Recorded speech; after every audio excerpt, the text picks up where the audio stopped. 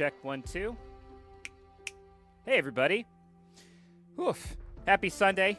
Welcome back.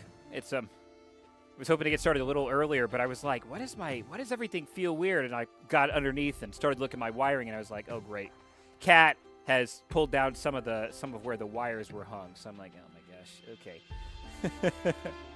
So, but I think we're all good to go. So, hey, it's good to be back. We're back and looking at Lego MINAS TIRITH once again.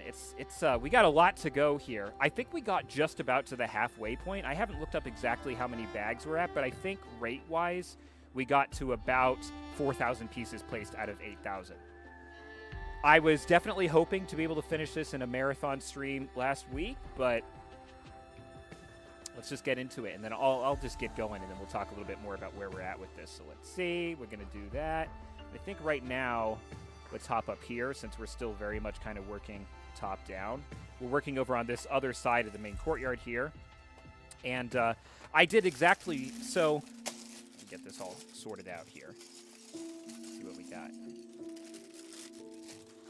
It's an incredible build so far. It really is pretty awesome. Forgot to empty my plastic bag bin over there, so it's going to be absolutely overstuffed. Maybe during one of the breaks I'll just empty it onto the floor temporarily or something like that. All right, pieces. It's bright. It's warm. I got music. We're good to go. So we had planned a 11 to 12 hour stream to knock this out last week. That proved to be a little bit ambitious, definitely. It was possible. It was definitely something that I could have done, but it just would have cost me kind of, you know, I don't know, my sanity, my energy as I went into the new week or so on. So it's like, let's kind of quit it while the chips are ahead. And I think part of the other problem, and I talk about this like many Sundays, is, you know, the part of it with doing Lego building streams, like MINAS TIRITH is very new and very exciting. And sometimes I also do things like for these Sunday streams, like I'll do probably, we have 3 weekends worth of Bricklink Designer Program builds that we're going to get to. And those are kind of interesting because folks are like, oh, I've never seen anybody building that before. It's a little different than just, you know, like the latest Star Wars release or something like that. I can't see today. It's been a long weekend already. Also, let's point this in the right direction. So let's take this one, and we want it to be probably this one. Yeah, there we go. Now you can see what I'm doing.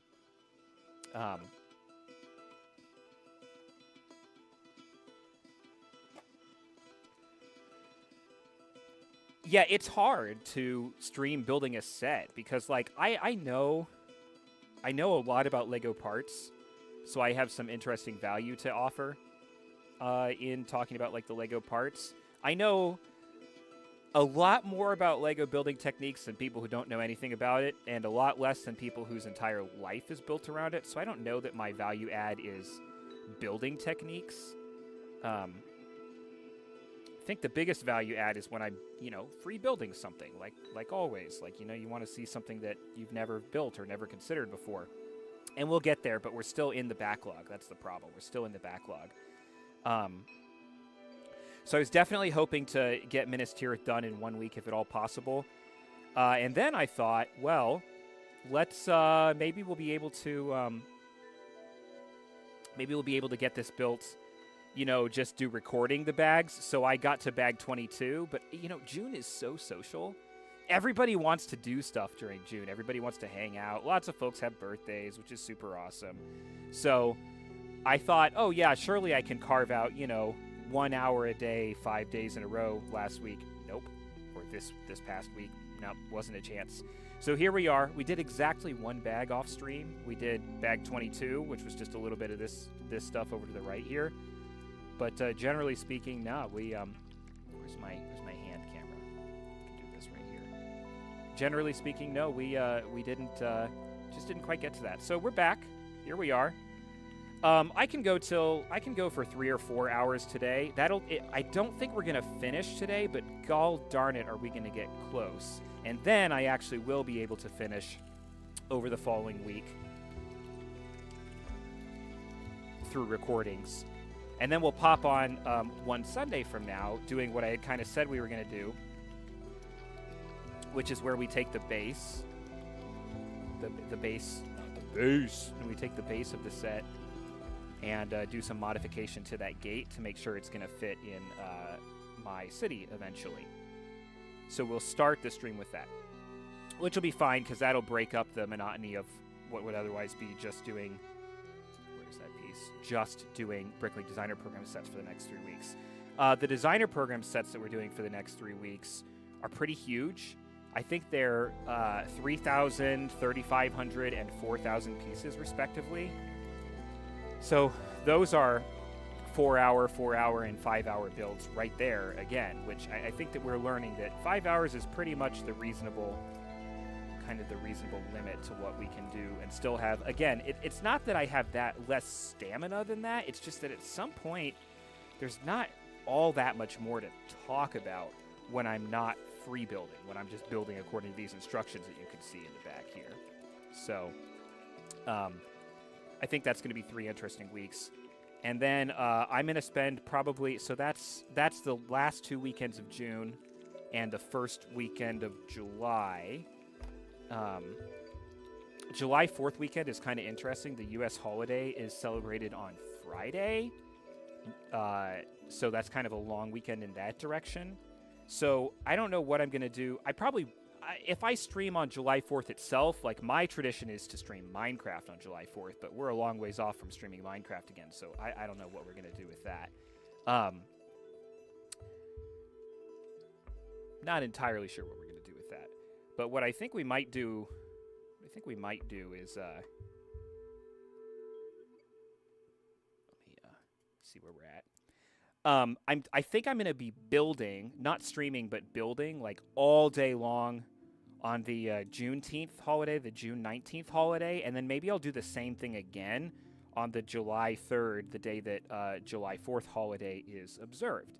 And what that would let me do, combined with 3 weekends after this one of working on big Bricklink Designer Program sets, is completely clear out my backlog of sets that don't require further modification. Meaning that when I come back, we'll be able to continue to kind of do interesting stuff together on these Sunday streams.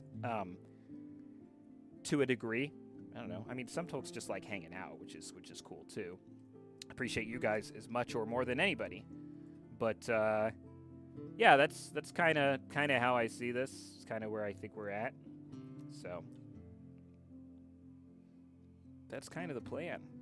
Now, the next wrinkle in that is that 2 things are happening right now in the Bricklink world, which is that there's crowdfunding is currently going on for one of the Bricklink Designer series that I've been waiting for a while. I think it's Series 7. The reason I think it's Series 7 is because Series 8 of Bricklink Designer Program, I'm not ordering anything from. I'm pretty sure I'm not going to order anything from.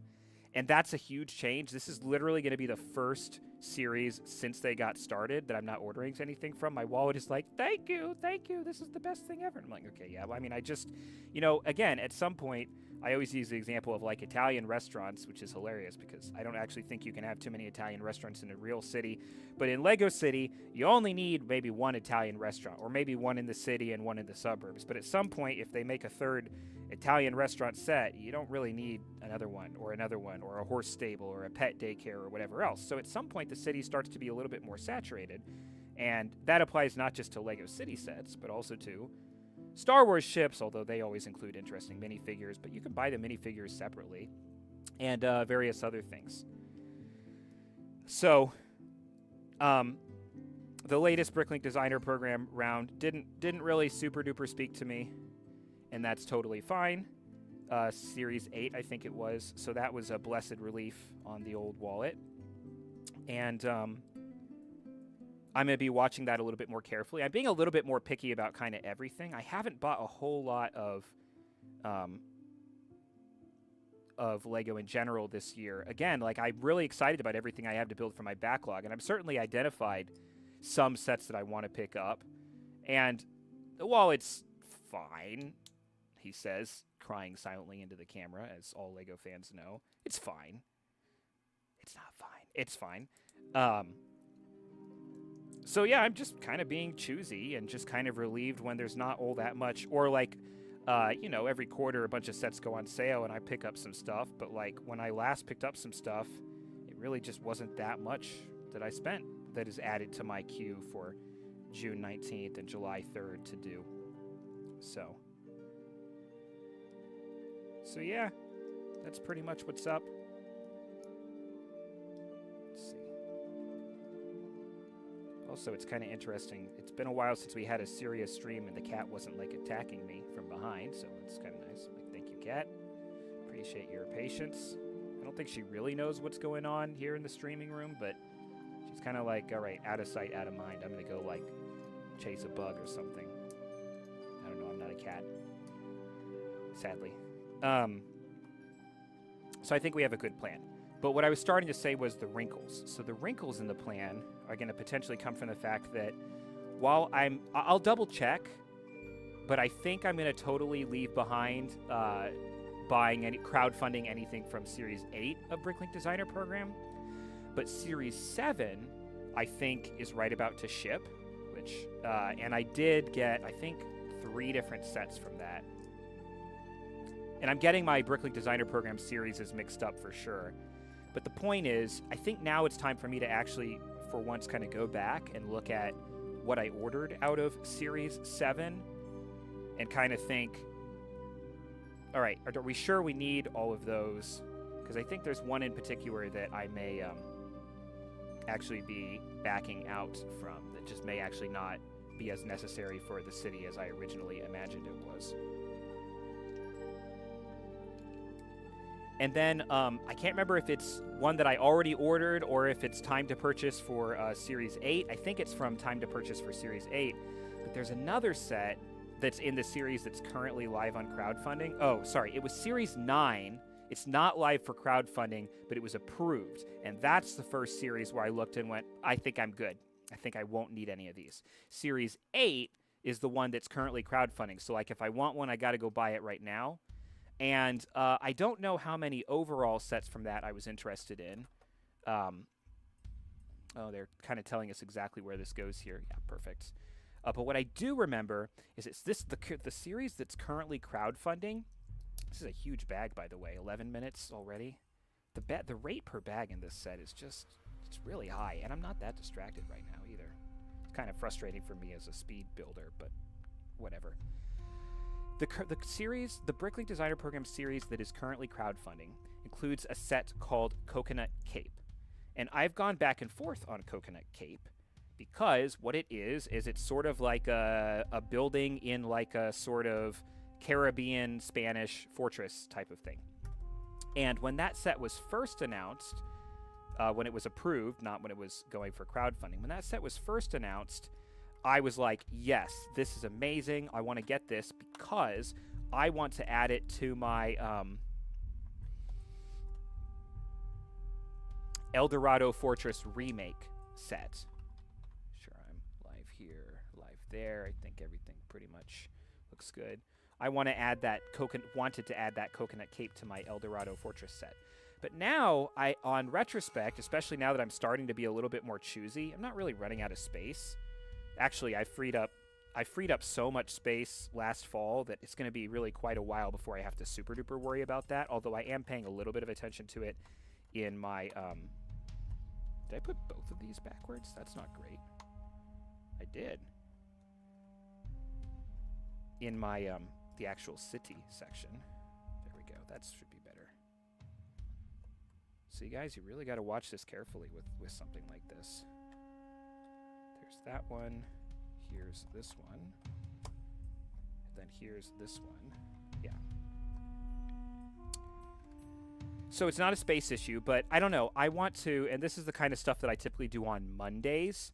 I do my part ordering on Mondays. I think about what I'm going to buy or what I'm not going to buy. I research and design type of stuff. And I didn't really need to do that last Monday, but this Monday actually is the perfect time to do that because I've got Coconut Cape sitting in my blocked pipeline where I need to order parts. If nothing else, I need to order the parts to like attach it to my beach.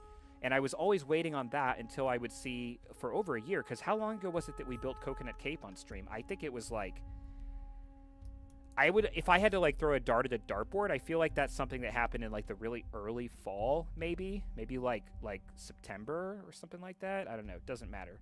These are all extra pieces. 14 minutes per bag. Again, whatever. I give up.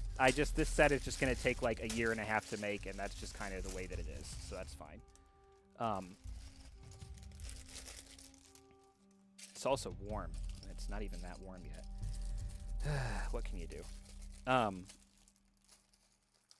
We'll still stop every hour like we have been lately. I guess I'll just go for 3 hours today, and then if that's what we got, that's what we got. I've enjoyed the way that I've spent the rest of the day so far, thinking and planning. Do a lot of thinking and planning. So you guys had me 3 hours, or for 2 hours and 40 more, something like that. So what I was trying to get to about this Coconut Cape set, which I basically think I need to decide pretty much now whether I'm going to buy it or not, because they have exorbitant prices on the secondary market. All these Bricklink Designer sets do. Although they're not very good for scalping anymore because they're print to demand. So generally speaking, most of the people who are gonna ever find out about that set and want it are gonna find out about it and want it while it's in production. So they're not super like scalpable or anything, but they still, it's still a limited time item. So if you add yourself to the list of people later on who wants that Bricklink Designer Program set and you didn't get it while it was in production, it's still going to be at least a little bit more, probably like plus $50 or something. So I'd rather not do that. I already have 1 or 2 older Bricklink Designer sets that I didn't get at the time of that I regret that I didn't figure that out quickly enough. And, we try not to spend money we don't have. That's also dumb. So, which also includes not spending money on something that you could have got for more of a retail price. I'm not being very clear there, but that's kind of the basic idea. So I need to take another good hard look at Coconut Cape and decide either, yes, I would like to add this to my build of the El Dorado Fortress, or I don't want to add this to my build of El Dorado Fortress, and therefore, 1, I'm not going to get it at all, and 2, I'm then ready to proceed with getting the parts for El Dorado to add it to sort of my beach. And we can call that done and get it out of the delayed pipeline and be on our merry way. So I'm going to make that decision relatively soon. Oh, this is a small bag. We had a big bag, and now we have a small bag again. Totally to be determined. I have no idea which way I'm going to go on that quite yet. And I don't really know how I'm leaning. I remember when I took a glance at it, I was like, this doesn't seem to be quite the fit that I thought it was before. But like I said, I want to actually sit down and pull up the pictures of the two of them side by side. Which, again, like when we get back to normal streams of sets that are not 4,000 pieces, we can do, I would like actually stop the stream and we would look at that together and I would kind of talk about what my thought process is there. But we'll get back to that in another month or so once the backlog is cleared out. Yeah, I don't know. I'm not sure which way. I'm going to kind of talk in circles on that now, so I'm not really sure which way I'm going to go. But I am excited to look at them side by side. Oh, you want me to flip this whole thing around now? Okay. Upsy daisy. It's got a pretty sturdy frame. I'm not super worried about moving this at the moment, but I also know that it's only getting bigger from here. So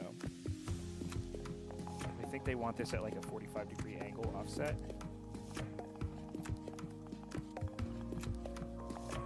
It's not. There we go. So we found a way to make it pretty flush, which I think is the only way to do it. Yeah. Didn't have a problem with that. And then we keep building up at the top. I'll take a look at them side by side and I'll make a decision. And then when it comes to ordering the parts is super interesting too. Because, as I said, when you order parts to add to sets, whether you're ordering them assuming you're ordering them from Lego.com, you're not actually ordering one batch of parts. You're actually ordering 2 batches of parts. One that comes from close to you in your country. So in the United States, they should get shipped from Chicago, and they arrive like very, very quickly. But the second batch of parts comes from Denmark, and they arrive very, very slowly, like 40 business days, which is longer even than 40 calendar days. So I've got 2, and it's very important not to let that backlog build up, because then you're keeping sets around that still need to have parts allocated and blah, blah, blah, blah. You know, your projects all start to really clog up. Like so, and like so. Yeah, that's kind of neat. I like weird angles. Don't say it. So I've got 2 in the pipeline right now. And if I sit down on Monday and order parts for, I mean, even if I don't order parts for El Dorado on Monday, I'm still going to, didn't drop it. I'm still going to have other sets that are in the, that are ready to have their parts ordered from other streams that we did late into last year. Oh, that was a quicker bag. That was only a 5-minute bag. Confusing. Here's a big bag again. So once I do that, I'll have 3 different shipments that are sort of in process coming to me down the pipeline, which means, you know, a bunch of shipments that are sort of waiting around. They'll get here eventually. They will get here eventually. All right, so we've made a lot of jokes about making all those Gondor crests. Here's a 2x2 tile with a Gondor crest, if you look in the top right. Or rather with the white tree of Gondor, which is slightly different. Just kind of funny that we did all those brick-built ones. And then here's one that's printed tile. It's fine. It's fine. I think we're going to have a few more Gondor. We might be done with the crests of Gondor, or whatever they're called. They never came up with a good name for them. But we'll see. So I'm going to have 3 different batches of parts in the pipeline that I then have to distribute those parts for appropriately. But at least once I get them here, I think that it'll generally be... So I tried doing a parts distribution stream once a while ago, and it's so technical and that it requires a lot of my focus in a way that's not particularly... Like, it's actually possibly more engaging than some other content that I can stream, but, like, I just can't interact with you guys, like, at all. There's, like, no multitasking available while I'm doing something quite that technical. Wait, where the heck is this going? I think it's this wall. I think it's back here.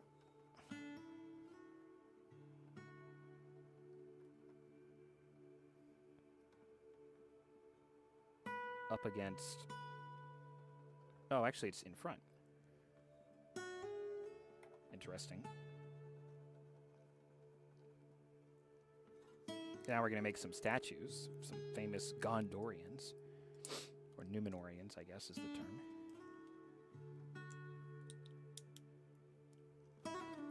Yeah, so it's 2 part placement streams are just a little bit too technical to really stream and have them be particularly compelling. So I tend to do that off on my own. I think it's been a while since I really did any serious work with that, but I'm pretty committed to not letting a backlog of parts build up, because the second you have more than 1 or 2 laying around, again, the first halves of each order, the half that comes quickly from Chicago, in my case, it just takes up a lot of space, and you have to remember what goes everywhere, and you can start to... I mean, I sometimes will label them while I'm waiting. I'll say, ordered whatever date, so it matches up, but no, you just want to keep the pipeline clear. So I think probably on Saturdays is when I'll be working on that. But I'm still waiting for that first/next one to show up. So it'll probably be, since it was ordered, like, let's say May 20th, so it'll probably be a little bit later yet in June, I would imagine. Probably as we get toward the end of June will be when I should expect that first one to show up. I'll put a few pieces on, knock it out, get a few more sets out the door, and bada bing, bada boom, keep it going. Which will also be perfect timing, because I will have a ton of sets that I'm talking about building on June 19th and July 3rd that are just, you know, easy little no parts set. Oh, here's a Star Wars set. Oh, here's a Sonic vehicle, etc., that I can then get out of the way. And it always feels good to send the parts onto the city. Get them out of the common space, out of the display cases, get them onto the city. But yeah, it's an intensive activity. It's an intensive hobby, that's for sure. And, like, sure, you can just, I don't know. I mean, for me, the part of the thinking about the holistic, the whole picture of the city is a lot of the fun, kind of. It's kind of a lot of the fun. All right, they really want to make sure I line this up correctly. I can't yet anticipate where this is going to go. I'm sure we'll find out soon enough. It's obviously a statue, a pedestal for a statue. So here we go. See that? And yeah, here's our person, our Numenorian king.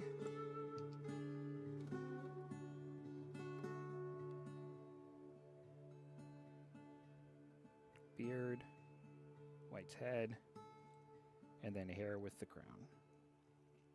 Goes on the statue. We keep flipping this silly thing around.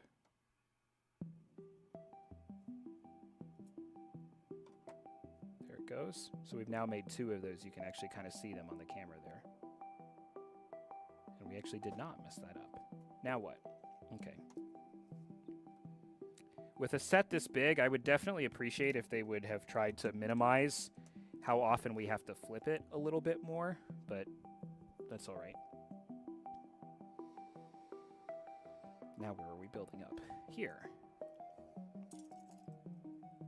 So that's a lot of what's coming down the pipeline on the Lego stream perspective. We can anticipate no more, one sort of half of another Minas Tirith stream where we rebuild some of the gate and maybe put the last bag or 2, whatever we don't get to today, plus 3 Bricklink Designer Program streams.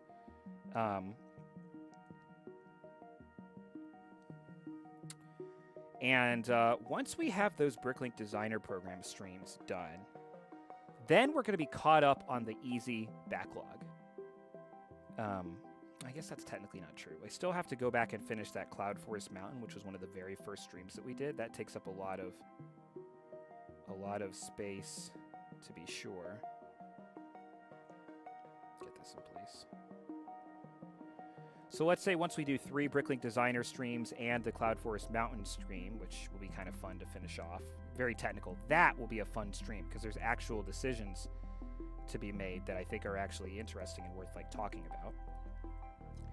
So that's the next 4 streams, but it doesn't actually take us that far into July. It only takes us through the 2nd weekend of July, or even sooner if I get to, say, Cloud Forest Mountain earlier or anything else.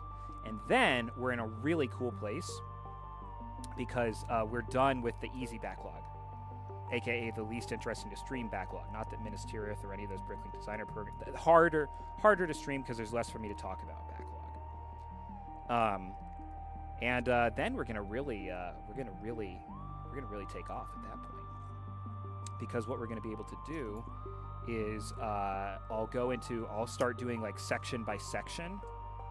There's a lot of sets that I have that require like full streams to work on. But the section that's sort of desperately begging to be worked on is my residential section. I have like 20 houses that I want to build. Now we did that castle bed and breakfast set together, and that was one residential set that I wanted to build, and we talked about sort of how it needed some modification. And I went in and ordered the parts for it the next Monday. That was the 2nd batch, and it was expensive, but it was really, really easy because, like, it's pretty straightforward. Get a 16x8 green plate, get an 8x8 green plate, order like 500 of these in grass color, and bada bing, bada boom. It's not terribly complicated, which is nice. Let's see where this goes. So we're just gonna, that'll probably be what we spend the rest of July and probably a lot of August on, maybe with some more complex city builds sprinkled in. And then at that point, I'll basically have recovered my storage space, which is gonna make some pretty radical differences around what my place looks like. The more you clear out your place, the more you have energy to, keep doing whatever, and we can start to get onto some of the really fun, cool projects that are more technical, that are also more interesting to stream. That I can get onto with you guys. And I've been doing pretty good with that. I talked a lot about how I was just starting to get into a rhythm in November, December before I had to move. And I feel that I've kind of recaptured some of that rhythm now, which is very exciting to me. It's very exciting to me because I want to share that with you guys. I want to, you know, I want to keep my space clear, and I want to share that with you guys. So I think it's going to be a fun summer. And that is just what's going on with the Sunday streams. That's just what's going on with the Sunday streams. See, the problem is this base is so big now that like you can't really see what I'm doing half of the time, but whatever. Click, click, snap.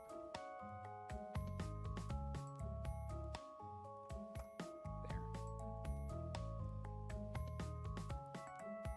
That feels a little bit like it might be under strain. What's happening here?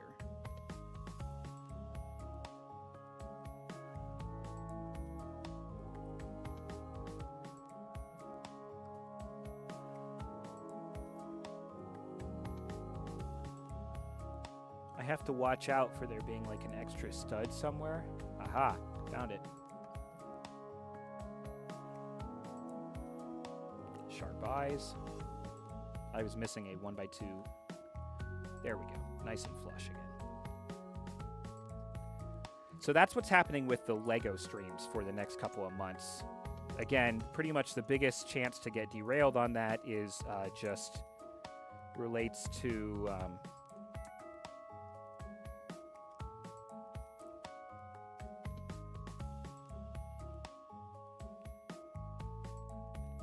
this right here, MINAS TIRITH right here, if it takes us too long to get caught up. Oh, I love these pillars. It's so beautiful. Again, every time my hands aren't in the way and you look at the top right, the marbling of these pillars is just so beautiful. Black and white. A long time ago on Instagram, there was this guy who makes his entire Lego city out of just black and white parts with occasional pops of like simple red or simple green. Red for details or green for some plants. Man, that guy has a really cool city. Like, I almost wish that I'd had that concept. And it's, you know, cheaper because black and white are the parts that the most number of pieces are reproduced in those colors because they're so foundational. So he has a good time.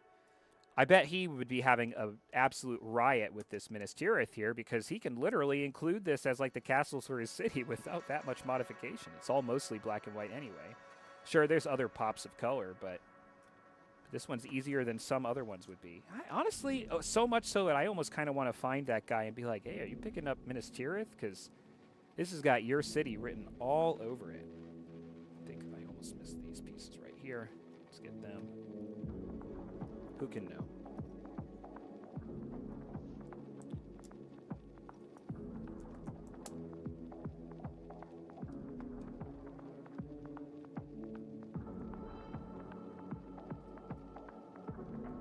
Okay, so now let's apply a little rigor here.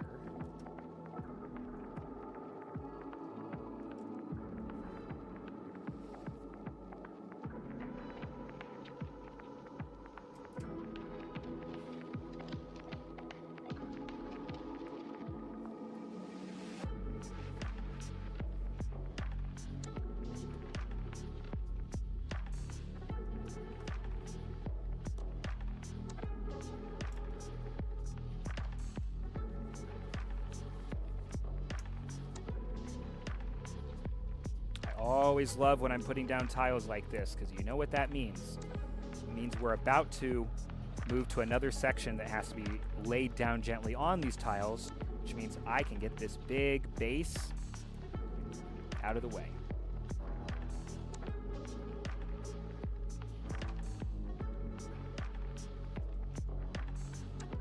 All right, now we've got some very fine detailing here, so you can look at the top right.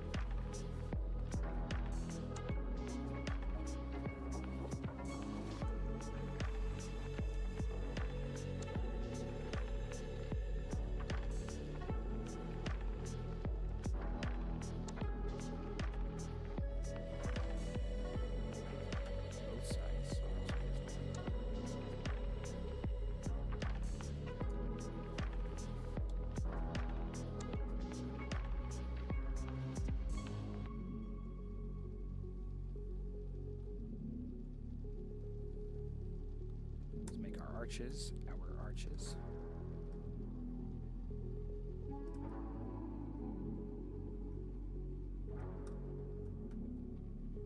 And you'll be able to see this one a bit clearer.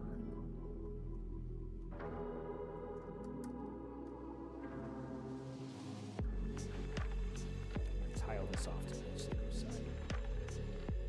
I at least try not to cut my fingernails too far ahead of a long build session like this because I know I'm going to need the finer detail there. Cool. Looks like we have another bag of support for this section.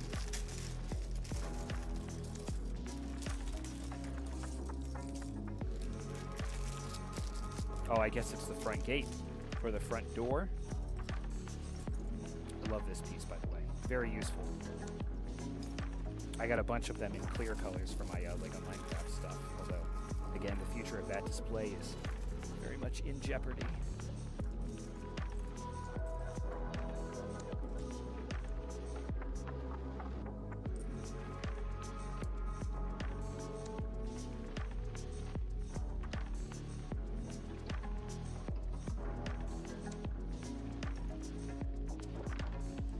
So now that we're on to bag 26 here, so those are my plans for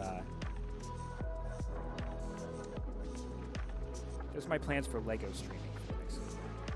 As far as streaming everything else, I'm really trying to get off the ground with my video game streaming. So on the plus side of that, our current Wednesday stream is still supposed to be Pokopia. We have a lot of work to do on Pokopia that I've been trying to figure out how to parcel out. And Pokopia just got a big announcement over the last week in that Pokopia is getting an expansion pack, a DLC, which looks like it's got some pretty cool and exciting content in it. So we're definitely going to have some things to talk about with Pokopia, getting the underwater expansion, which also means I need to catch up. I've barely scratched the surface of Pokopia myself, and it's a really great game. The problem with streaming Pokopia is that it's kind of a session game. It's kind of drop in, drop out. So it really lends itself better to being streamed like almost every day.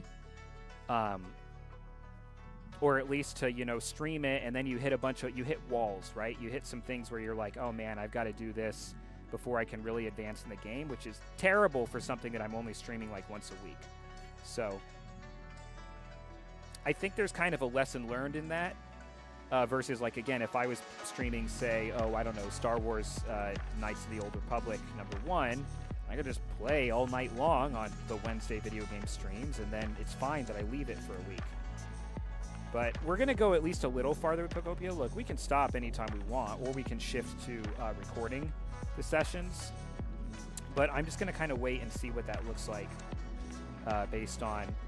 So first of all, we almost found out about that with the MINAS TIRITH, because I haven't seen what it looks like for my YouTube playlists to have a mix of recorded non-live streams and live streams in a playlist. I'm sure it's easy, but I just haven't done it yet, so I'll take a look at that. And that might allow us to sort of shift off of having Pokopia be the weekly game and do something else weekly. But then again, I also need to have the time, and the weekly Wednesday stream is theoretically, although I haven't proven it with the fact that I haven't been doing that stream, but hypothetically that's like the most protected video game time of the week. But I seem to keep making exceptions. Like I said, June is just very social. Everybody's very excited that it's summertime, and everybody wants to hang out, so I like that. I mean, I like being invited to things. I like hanging out, so we'll see. But it is definitely this Wednesday. I haven't pre-planned an interruption. So with a little bit of luck, we should be able to actually finally have that Wednesday video game stream again for the first time in quite a while. All right, let's be a little careful in how we do this here.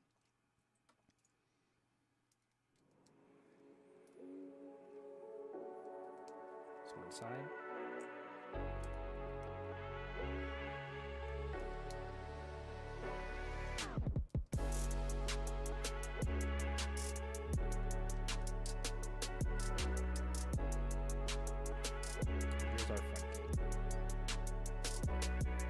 Fits very flush. Again, the hidden math of Lego is an amazing, amazing thing. fits very flushly.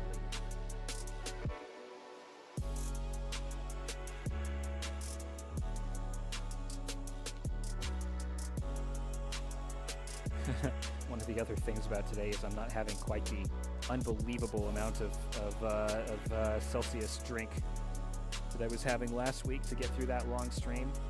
I was shaking. It didn't really seem to negatively impact me. Like, I was able to sleep just fine. But it was more so while I was awake until I went to stream that I was like, I'm vibing. I'm gonna vibrate right off of this planet. Switching it around yet again. Please stop making me rotate this. See that? I almost tore down my back screen.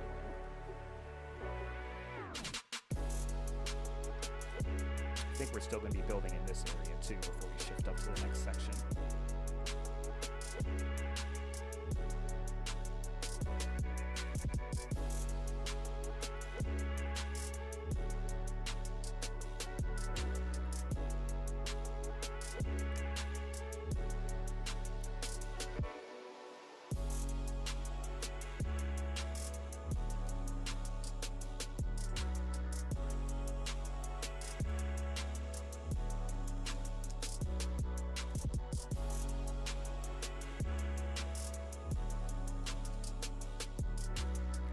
I feel like I'm building like a spaceship cockpit here. Oh, that's why.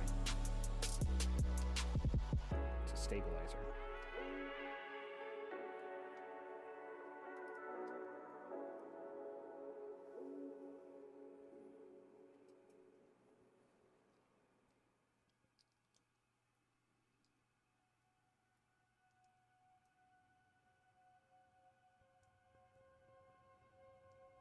Actually, I think we still have quite a few bags before we're done with this big section.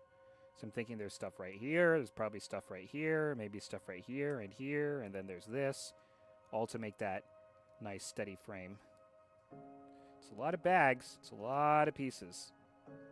It's a lot of pieces. Again, we try not to do so much that it becomes like unenjoyable, but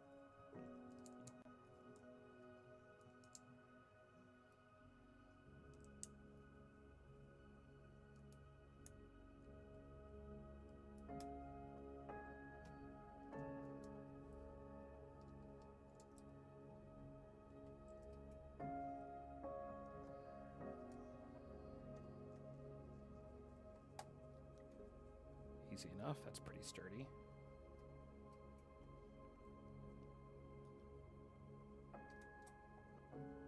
And we're going to lock it in place, just like that.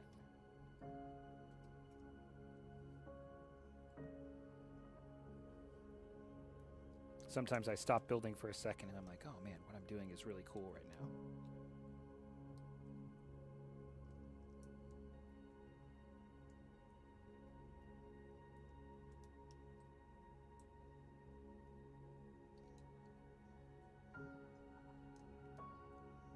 Relatively smaller bag to get that built up.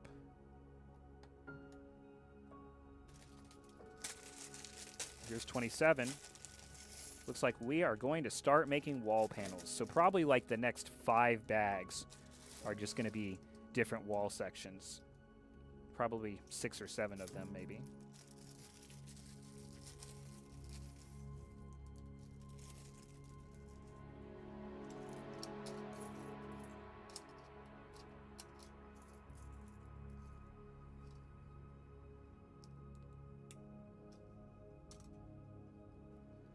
But it'll be very intricate. It'll definitely be nice and intricate.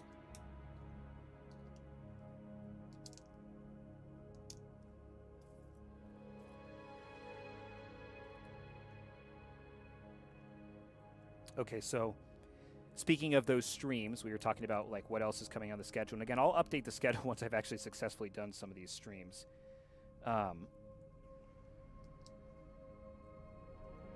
That's Wednesdays. Wednesdays is our current video game stream. So right now it's still Pokopia. It's probably going to be Pokopia for a while unless we get bored of streaming it and do something else and move to recorded. So we'll figure out about that. Tuesdays, still trying to move over to Guild Wars. That's another game that got really, really big news over the past week or so.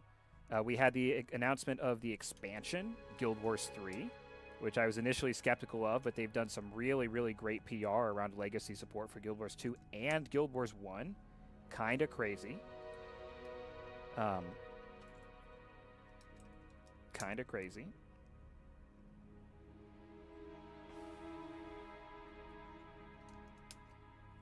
So if you're a fan of that franchise like I am, it's good stuff.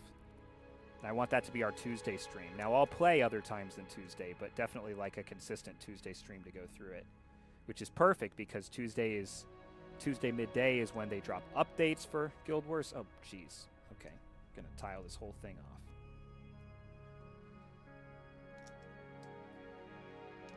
Monday, I'm doing parts, like I said, so I'm not streaming. Thursday, for now, I'm not streaming, but I'm doing sort of Pokemon busy work on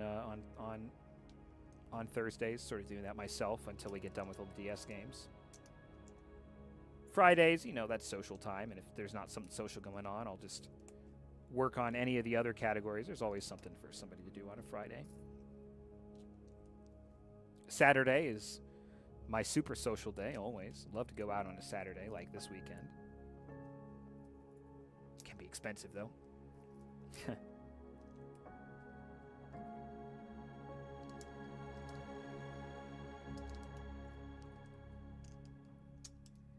And then here we are on a Sunday. So we know what we do then. That's Lego time. I don't know. Seems like it works.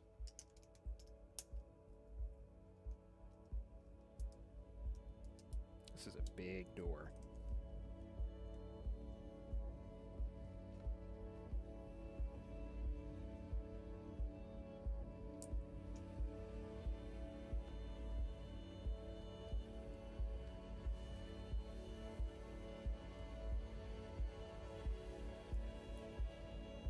These are the hinges that are going to hold the door onto some slots somewhere. So that's one.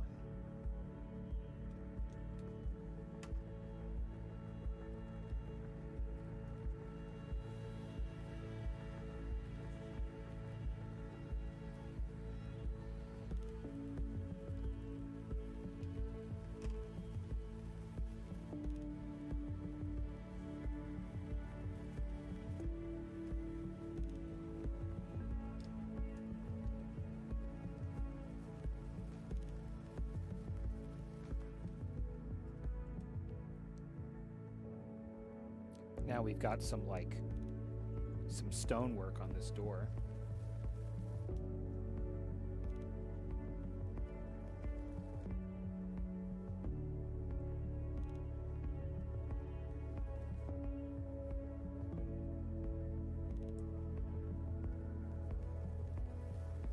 Like this.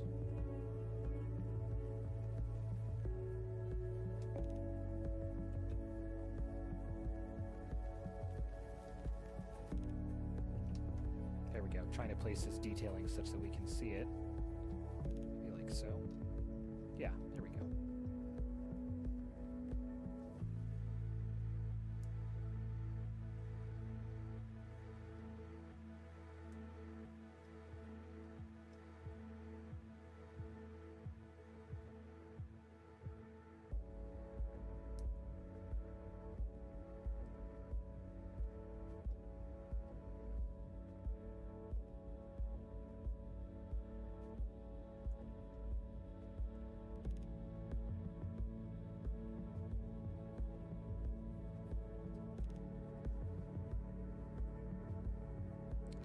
So what I like about this is some really ornate detailing, but it's only using a couple of pieces. It's not detailing that's, again, like with Bricklink Designer Program in particular, it really tends to suffer from the fact that detailing like this will be done with loads and loads and loads of little pieces that drive up the part count of the set.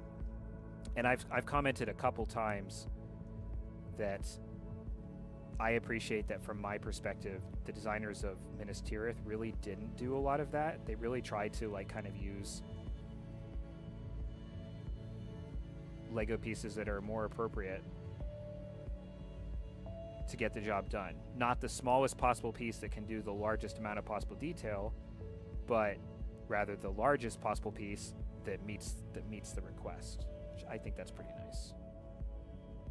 Because again, I mean, one can imagine this build being a 20,000 piece set instead of an 80,000 piece set, and people did it. People used to do it back in the day. Wow, now this is a pretty beautiful door. Let's show this off in a second here. I would have probably built it in the opposite order that they showed, but look at that. Now that is a tree of Gondor right there. Very, very, very ornate. Wow. The white tree is the symbol of the realm of Gondor, they say. So this is going on the back side. There we go. Like that. Click. Simple enough. It's beautiful. Okay, and we're shifting this around again. I should have just hooked up my turntable here. This is getting ridiculous. Every single time I pick this up, I go, ugh.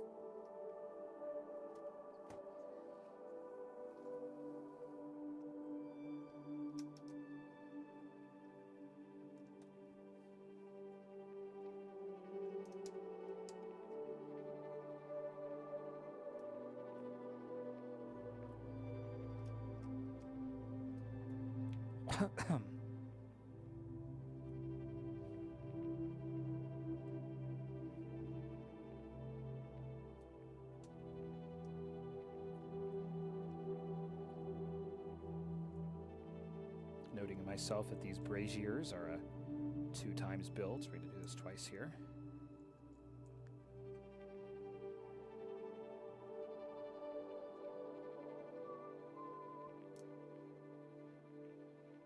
How does the geometry work here?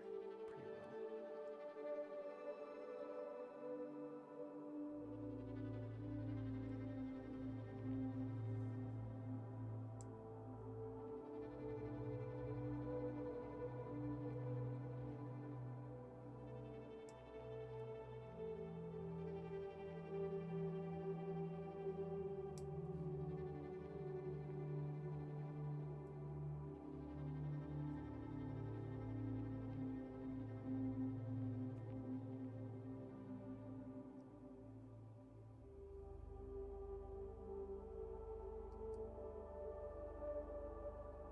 There's one for you to look at while I make the second one here.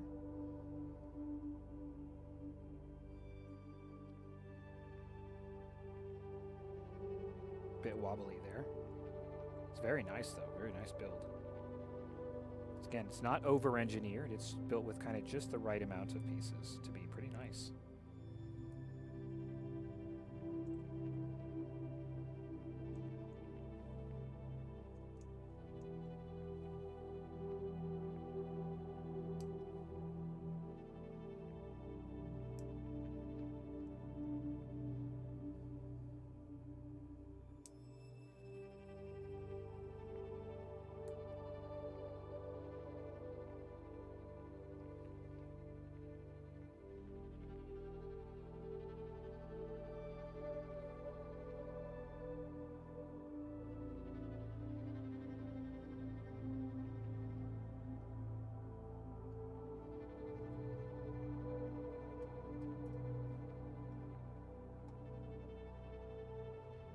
Putting those in the hallway diagonally.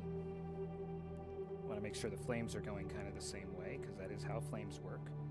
A draft in a room is usually not blowing in multiple directions at once, although it can be. But it's like such an easy detail to miss.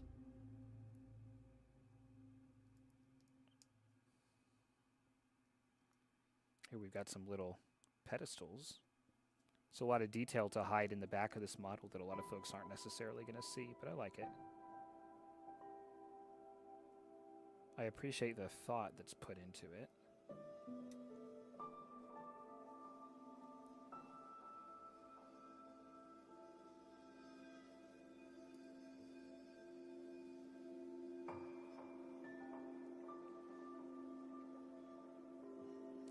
I can hear the cat food getting dispensed in like multiple rooms away. Still working on training the cat. I've been talking about that a little bit.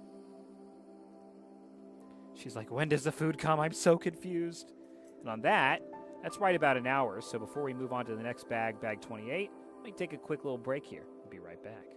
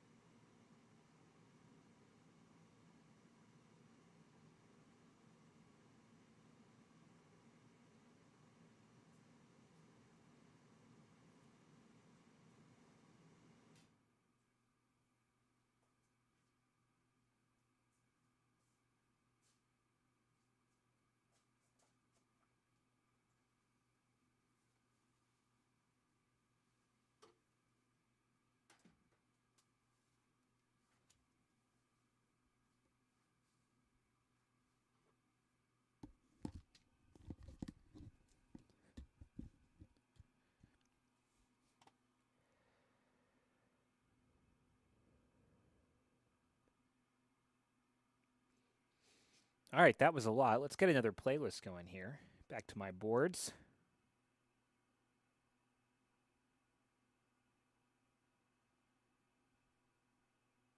Yeah, get some more vibes going.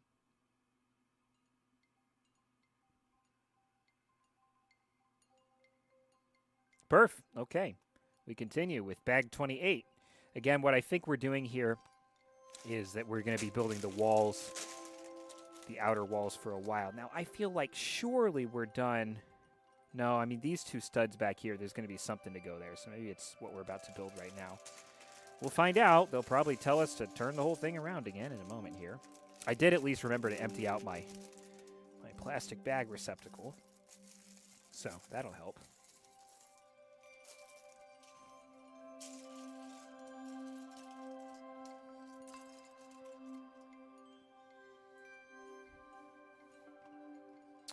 Let's go like this.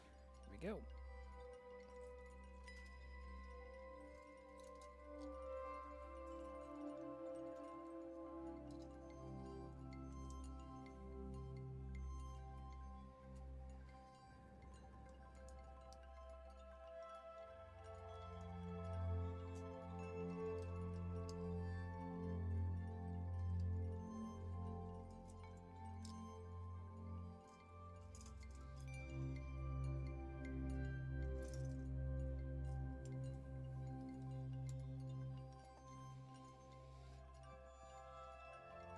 Nope, we're back to the front again. Lego, you're killing me.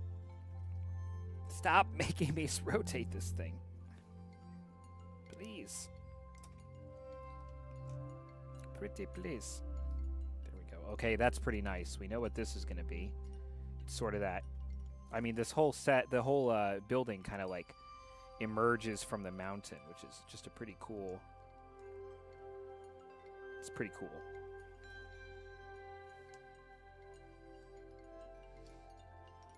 Okay, so now we're using some mountain building technique that we also used off camera a long time ago to construct Barad-dûr. They really try to use different colors and different sizes of these sort of rock pieces here to give the impression of like a jagged, rocky cliff. And we may eventually be doing something a little bit similar when we come back to the Cloud Forest Mountain.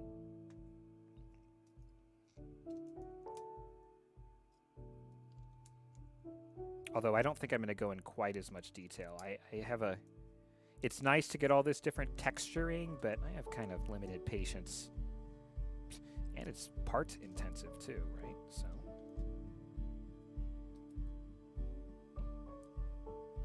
It does come for a pretty cool effect, though. Actually, again, they're doing a pretty reasonably good job of not being absurdly part intensive here, which I really appreciate.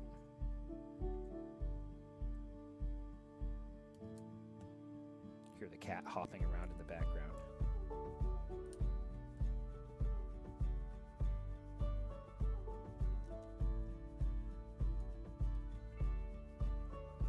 Yeah, so you see, you kind of got this almost rock climbing wall type of effect to it, which again, what I like about that is they're not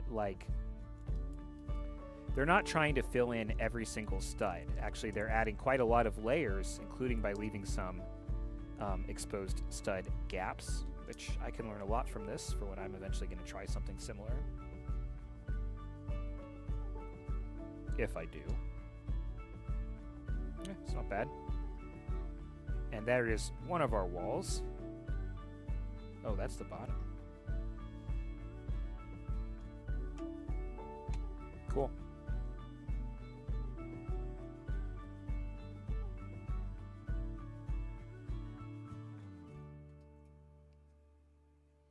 We'll add some more texturing down here. You'll have to look from the top. I don't have a super great view there because, again, I just am out of space, at least to be able to do this and also show you my hands working at the same time. Okay, that's all the texturing we were going to do. Right on to the next rock face.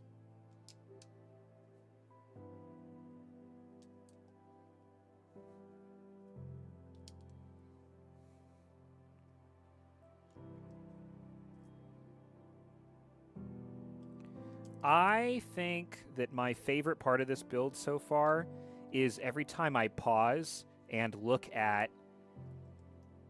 I really, really like black and white.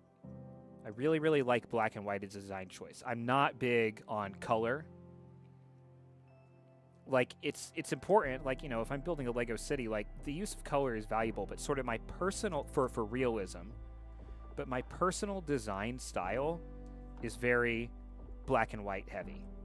And, you know, grayscale, black and white and gray is nice and all, but when you really look at some of the... Especially whenever we turn this around and we look at the back of it, and it's just black and white marble, I just think there's almost nothing more beautiful than that. And the way that the back... I honestly almost think the back of this model looks... It's just... Well, it's more finished than the front of it is right now. I just think it's beautiful. I just think it's really, really beautiful. Which is interesting because as a display piece, you don't actually catch that black and white. From what I understand of how this set looks when it's completed, the front has a lot more of this texture, the dark gray, the light gray, the mountain, the tan of the sand, the light tan, the dark tan, the mossy rock colors. But for me, it's the black and white marble on the back. So once we really finish this section, we'll take a really good look at that again. I mean, at some point, they'll make us turn it around again. It's how it's been working.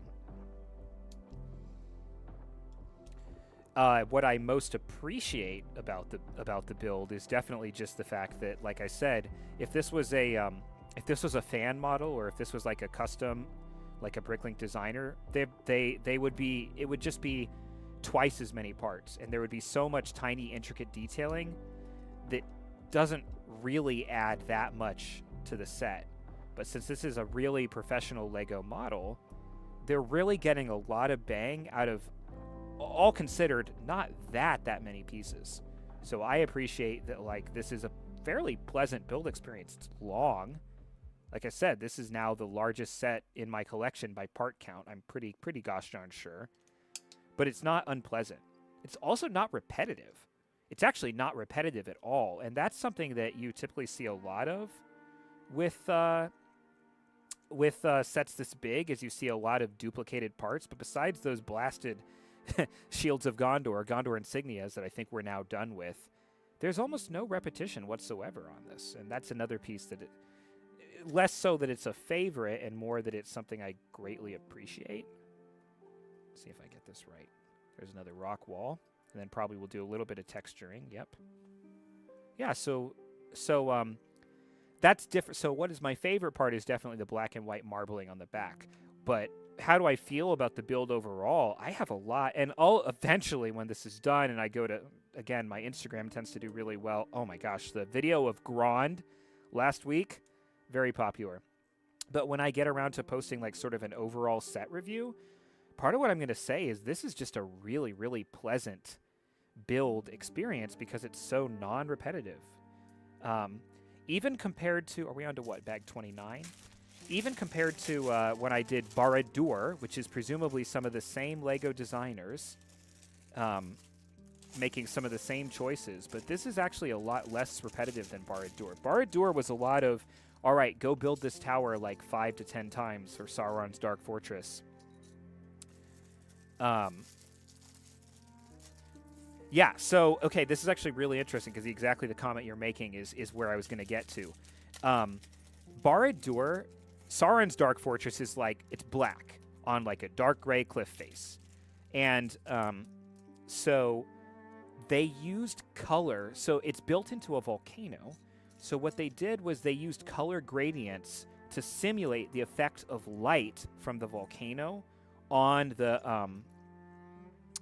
the black, otherwise monotonous stone of the Dark Fortress, going from dark gray or black to dark gray to brown to tan to like reddish brown. And it was really, really hailed as a really incredible achievement how they did that, because it really, without any, like, again, I like my Lego to avoid light bricks and sound and all this electronic stuff. Like, I don't want to hook that up in my city for the next 60 years and battery packs. And this is kind of the next. So like the first level of spend. Okay, this is all relevant to the question. And now I'm actually interested. So now I'm like actually stopping to talk about this. The first level of spending stupid money on Lego is buying big Lego sets when they come out, or buying big Lego sets in general like this. The second level is, which I also participate in, is doing that and then buying even more parts to make them fit into like a diorama or something. And I also participate in that because I think it's really interesting and it makes it, and if I wasn't going to do that, then I don't really know that there's that much more value to even taking the sets out of their cases in the first place. Like, if you're just going to display them as is, well, you might as well just display them in their boxes or whatever. So I do participate in that.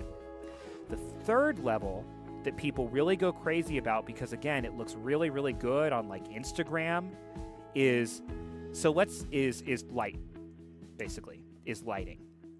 And I'm just like, I don't want to add all that tech to my Lego city. Like, sure, can it make it come alive a little bit? But that's not what I get into Lego for. I get into Lego for the Lego pieces, not to then go and spend, frankly, and those lighting kits, that's holy crap, it's expensive. I'm very lucky that's not particularly my vice. So coming back to Sauron's Dark Fortress and then coming back to this, those designers were absolutely praised for the fact that they were able to make it look like you had the light of a volcano just through a color gradient of black, dark gray, brown, reddish brown, etc., etc., etc. It really, really looked incredible. And I think I talked about that when I did my Instagram review of that, which was pretty nice. I don't remember. I think I did. So, however, that did not take away from the fact that overall, that build, while it was very compelling and absolutely gorgeous, some of the techniques they made, it was still very repetitive. It was still, all right, build this tower 4 times. Now build this tower 12 times. Now whatever. Whereas here, there has been absolutely nothing repetitive about this build whatsoever. And that's an achievement. So when I go to review this set, I'm going to be like, yeah, I really have to hand it to them that they made this without it being repetitive at all. So what's my favorite thing about the build, and how do I feel about the build? Those are kind of my answers to all of that there. I think we're building like an entire wall right here, which, like I said, I kind of figured we were going to do that a couple of times to finish off this whole big front section before we finally move on to the upper level of the city and so on. So now we're going to start to... We haven't seen it yet. I was talking a lot about sort of the way that this set is designed around forced perspective, and that's probably... So far, we're talking about enjoying the black and white, the very intricate detail in sort of a one-to-one, not exactly one-to-one, but vaguely one-to-one minifigure scale. I think once we start to get higher up, it's going to be that forced perspective that's going to be really stunning. And we'll kind of see with that. I'll switch the cameras at some point when I can finally put this out of my way a little bit. I mean, I guess I can now. Yeah, there we go. That's fine. It's about as far back. I could go a little farther back, but that actually really helps a lot. So we'll get to that forced perspective. We'll start to be able to enjoy that. In fact, I think in a moment here, we're going to start seeing it for the first time. Because again, the way this is built, there's like 7 levels, but it's, I think it's 7. I remember they said it in sort of the like opening monologue that they include before you start building, which is super cool. But I think as we start getting higher up, we're going to start zooming out. We're going to start utilizing that forced perspective.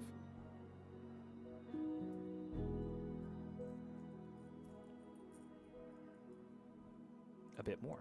But we'll see as we build this wall. Okay, so now we're getting into, this is the part that I don't always like, is when we start going into like very, very tiny little details to show the brickwork of the wall here, but we'll see. We'll see how much of it we actually have to do. I guess it's nice to break up the rock face a little bit, and the fact that they haven't done it so far suggests that maybe it's just on this level. I don't know.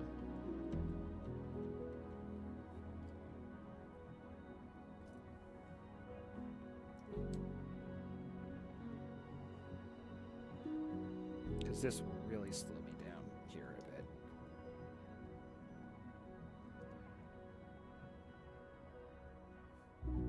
Unless this is, it's possible that what this detailing is coming... Oh, no. Oh, no, that is what this is. We're starting to get the forced perspective here, and it's totally changing the building techniques. So maybe everything I said about not using an obnoxious amount of additional pieces and working really well with what they have and not being repetitive is all about to go out the window for the sake of it looking cool, but we'll see. We'll see in a moment here. We're going to find out. I think this is like so.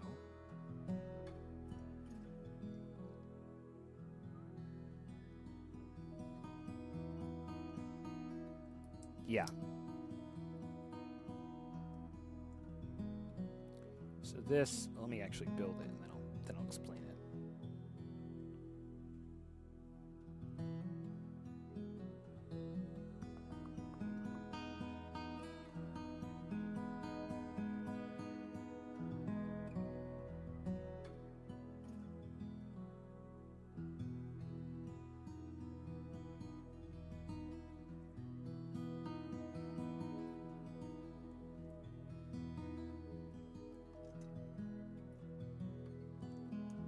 So like right here, this is a pretty small set of little Lego pieces, but these are like, the idea is like this is an entire little house here. So we've gone up a level and we're starting to utilize the force perspective as we zoom out.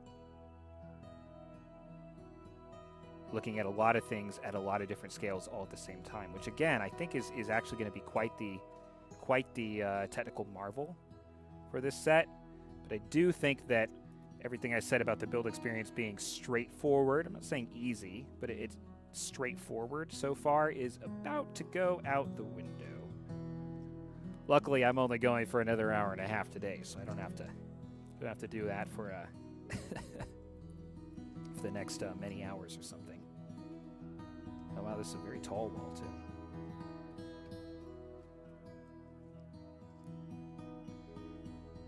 It's going to take a long time to get through this whole thing. It's going to take a very long time. I might, if I don't have anything else come up on Monday, and if I'm able to do the parts ordering that I want to do on Monday quickly enough, because that's the priority, is to keep the pipeline flowing, so to speak, then I might come back and keep chugging away with an unusual Monday night stream. But we will see about that. You never know what the world is going to bring as you get going with the week. Put this over here with a plate underneath it.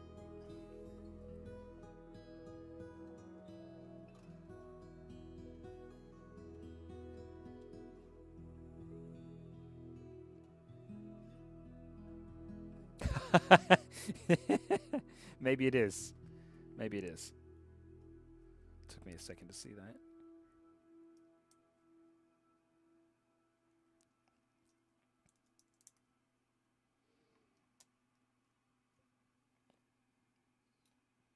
What are you up to over there today? Is this another organizing and cleaning day for you all?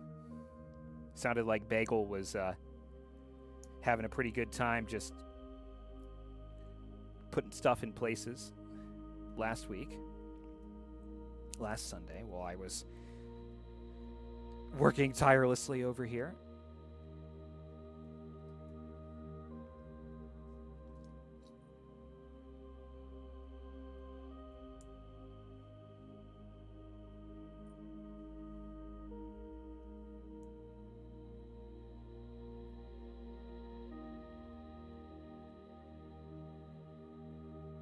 Oh yeah.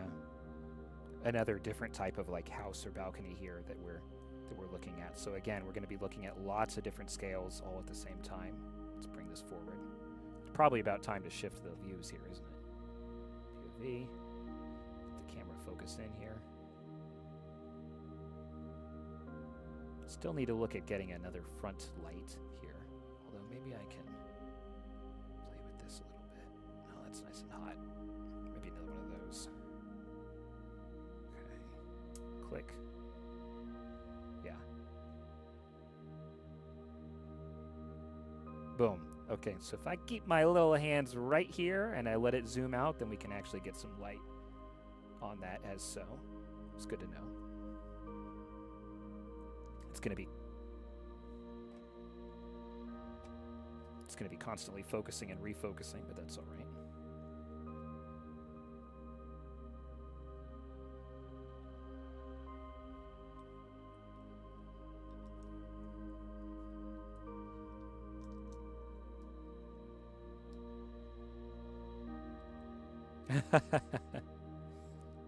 We love a creative project. We love a creative project. Painting is fun. Painting is a good one. Like I said, my creative project is organizing, so I definitely understood Bagel last week. That's what I like to do. This is cute. Okay, this is actually pretty cool. So it's getting intricate, it's getting small, but it's not so small that it's infuriating.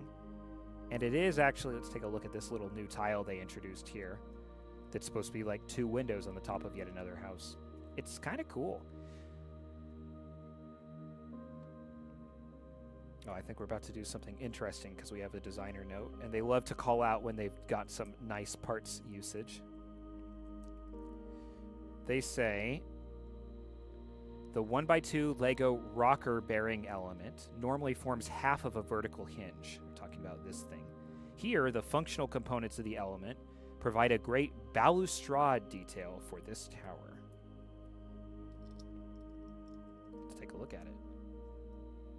I agree. I think that's pretty neat. Very nice.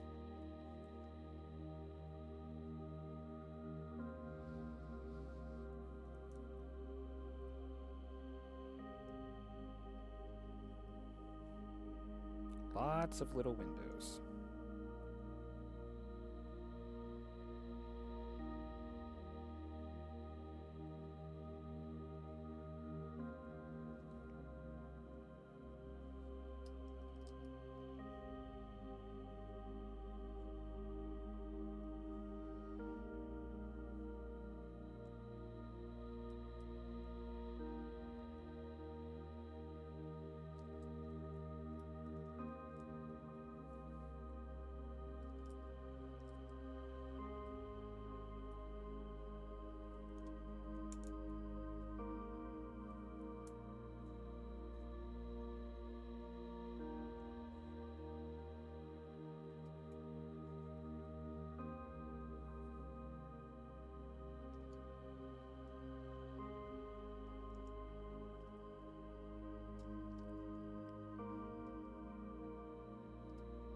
There it goes. Yeah, that's pretty detailed wall. So this kind of what we've done right here is more or less, I think, what we're going to spend a lot of the rest of this build doing. That's all right. It's interesting enough.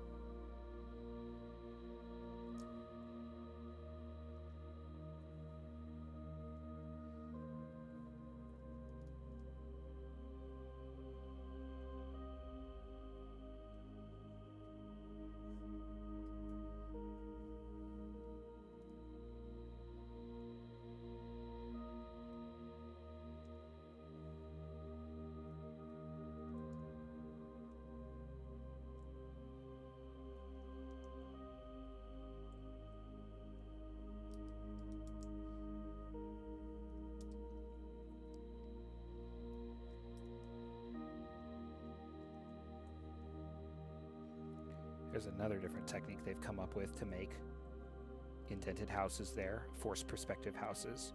So the only thing about this is there's only so many different techniques that they're going to use to make these forced perspective houses. So as we keep going, as we flesh out the rest of these lower walls and as we move on to the upper walls, we're going to start seeing not repetition where as in do the same thing a bunch of times in a row, but they're kind of front-loading all of the new and interesting building techniques here, which on the one hand kind of makes us a little bit faster.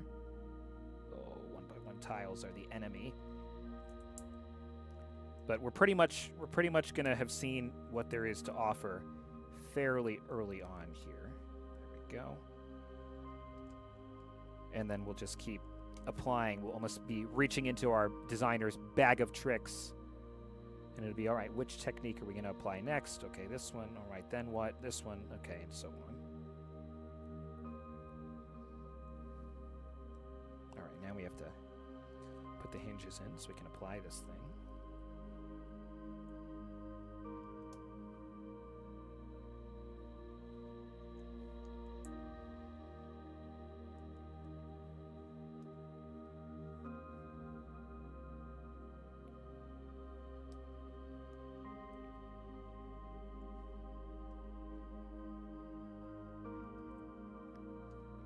But it's very interesting. Like, this is objectively very much keeping my mind engaged as we... Like, just this one wall, I was like, wow, that's all these very interesting little things they're doing here. All right, now let's put it in place. Okay, so they've given us really specific instructions. Oh, it's all the way to the side. Oh, my goodness. We're going to do this like 18 more times. Okay. How do we do this?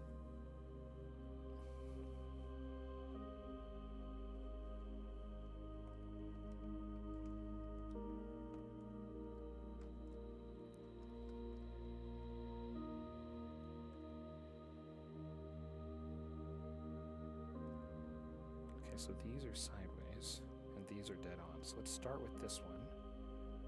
And this one is like that. That's not too bad. Click. Goes right in.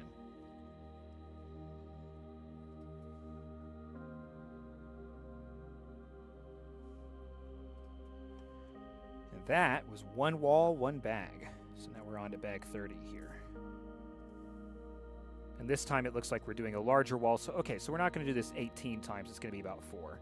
1, 2, 3, 4, I think, which is fine. Bag 30.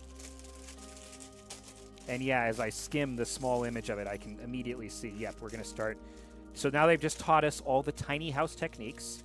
So now we're going to start applying them repeatedly and in different configurations, which is kind of fun. I mean, that was a pretty fun little wall to put together, so no harm done.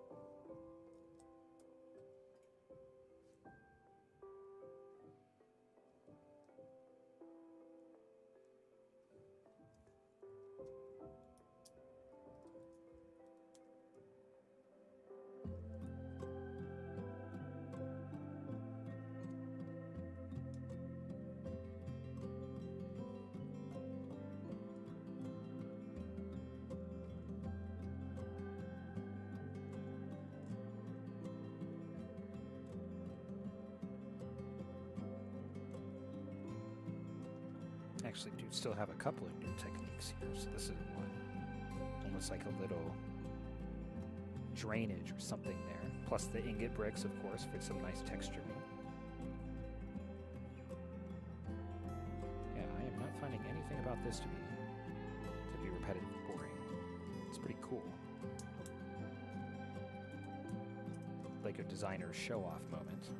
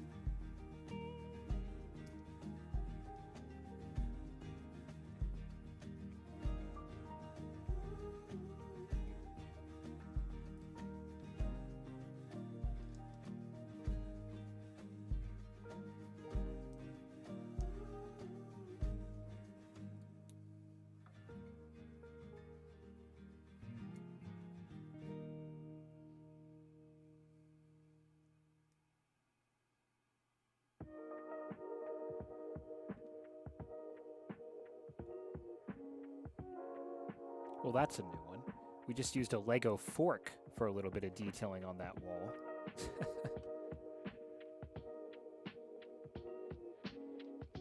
Anything to recreate the right shapes. Here's the fork on its own.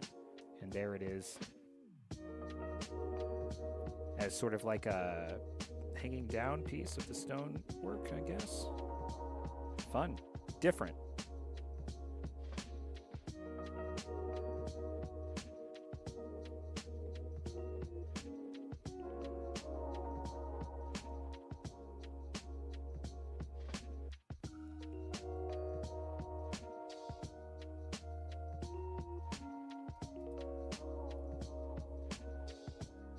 Bag 31.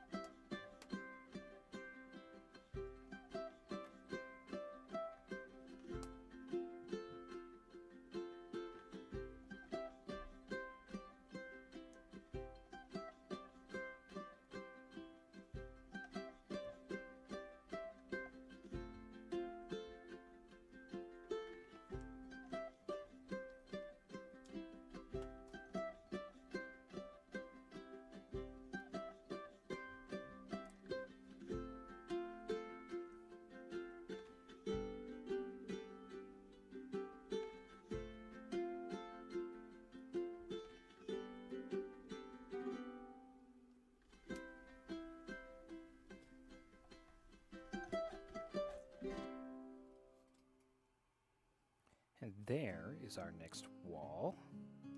Again, we're going to have to really get in there to get this attached properly. Nice and big. Guessing it goes in front of that piece. Yep.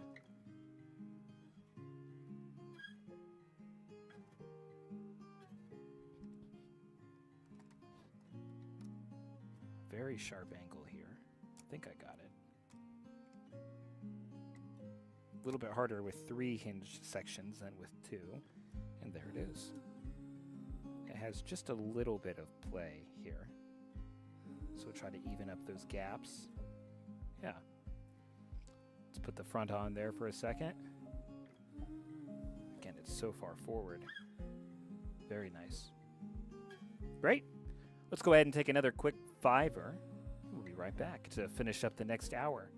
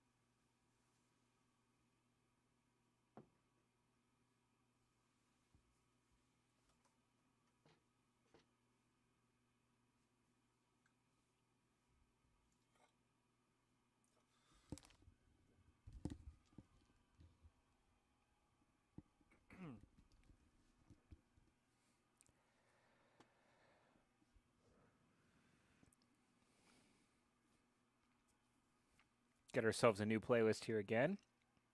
Back to the boards. Go back to the medieval, I suppose. Finish out this last hour or so strong.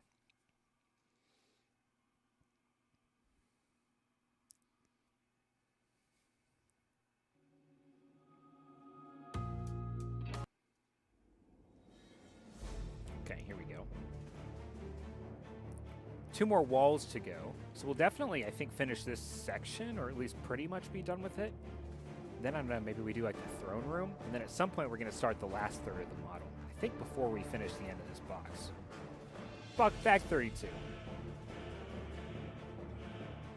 Yep, as expected, this is once again another one of those walls. Should take probably more than one bag to get done. I was pretty locked in there on that last wall. It's just a very interesting and compelling build experience.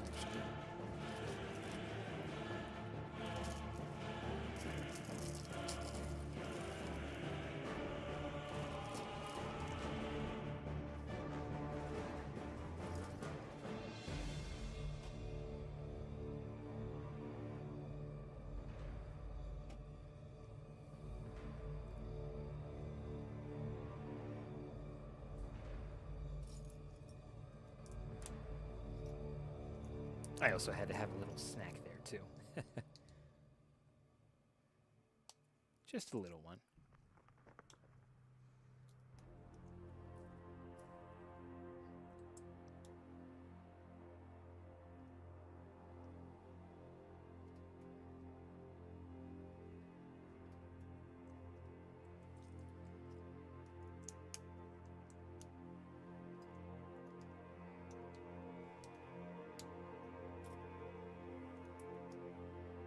It looks like this next part of the wall is once again 2 segments instead of the 3. So it'll be pretty easy to finish up and then to snap into there.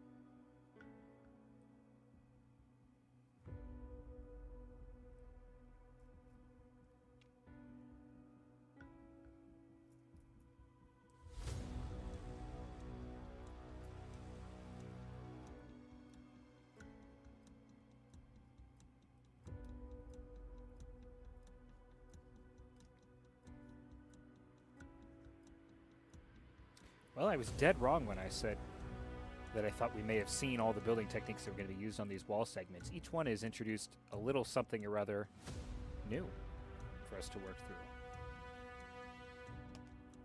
Happy to be wrong there. Again, it's keeping the build interesting.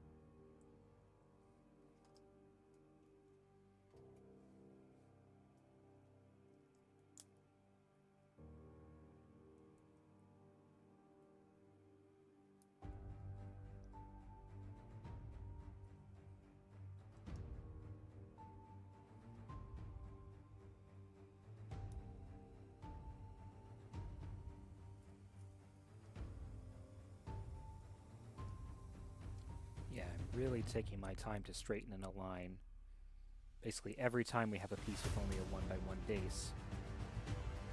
Because it's very hard to go back and do it. And the build looks, it's kind of astonishing how much cleaner a build can look. You really just take those extra couple of seconds every time you put something small down to line it up, which is possible. Especially for something like this that's so obviously intended for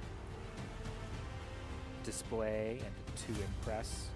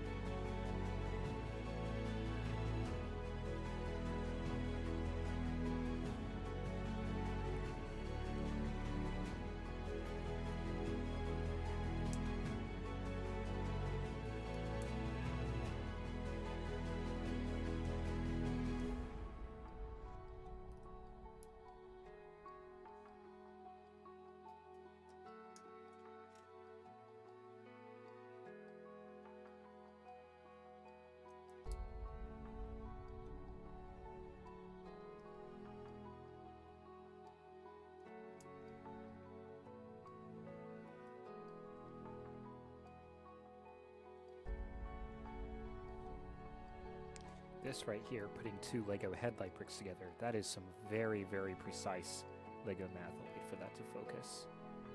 Yep. Right here, camera. Look at that. Very, very precise. Rarely something you get to make use of in a build. But not a new technique. It's pretty well known. Certainly on a level beyond what I would usually be working with.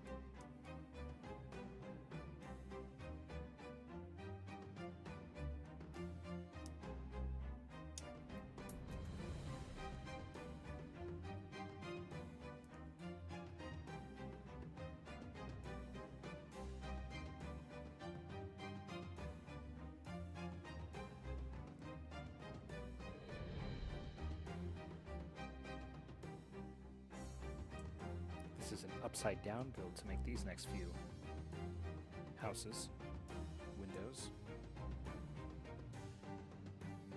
Get that lined up as neatly as I can.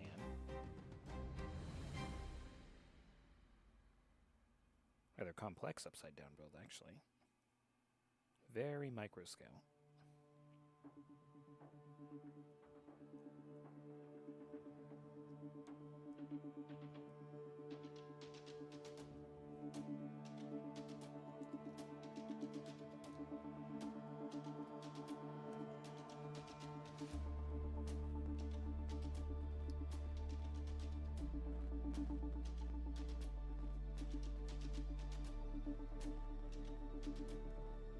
This one's going to be even more complex.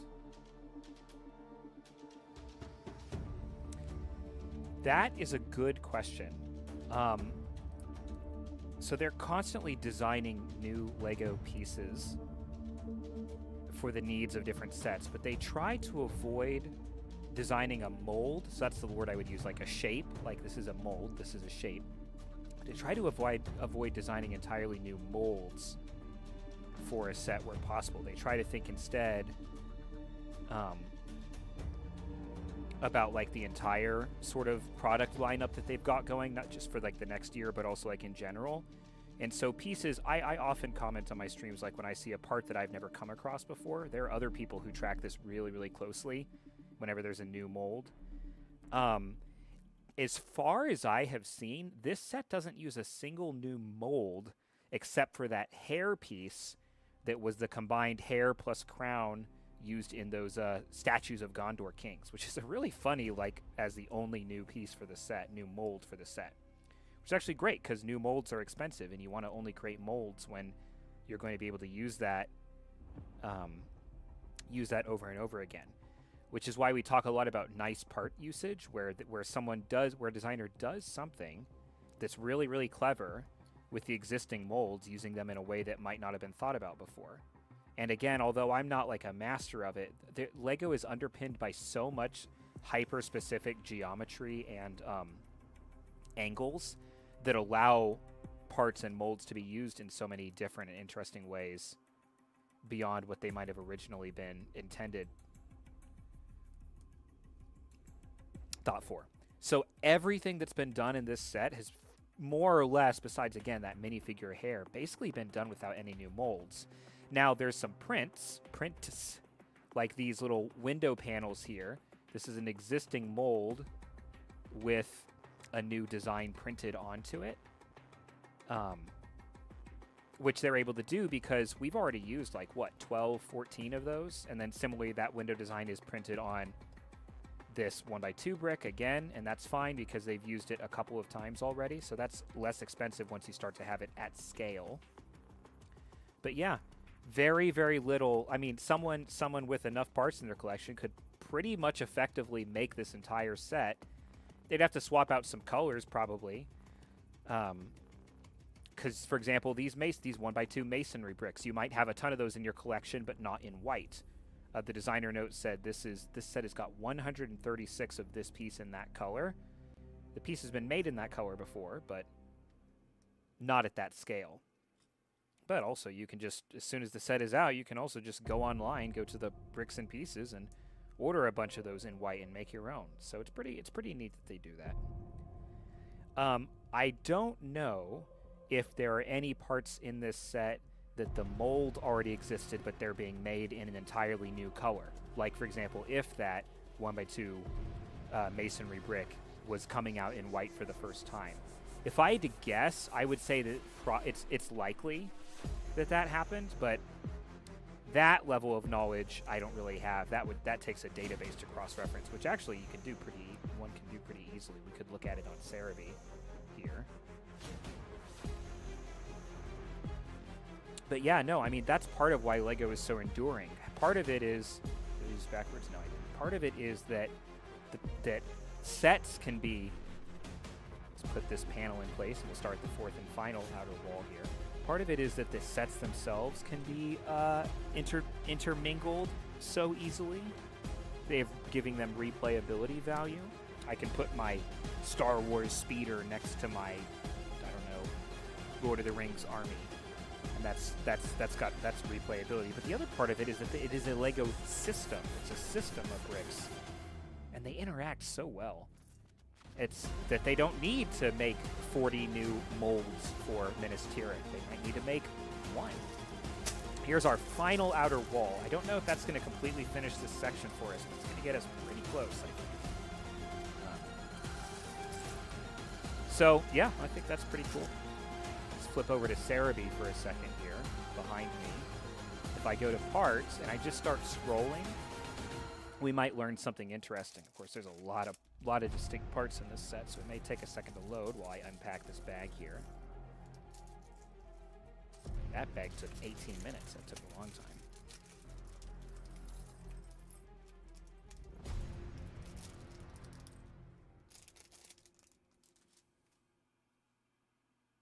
I believe in you, Cerebi, but I ain't got all day. There it is. So if we start scrolling, so this piece in this color has been used in 58 sets. And if you get to more basic sets, so a simple black brick 2x4 has been used in 856 sets, and so on. As I start scrolling down, especially once I leave the black color, we might find something that has been used in fewer or even single-digit sets, and that might be one way that we can find a recolor or a new mold. So like we know one, so if we go all the way to the bottom of the list and we look at the white,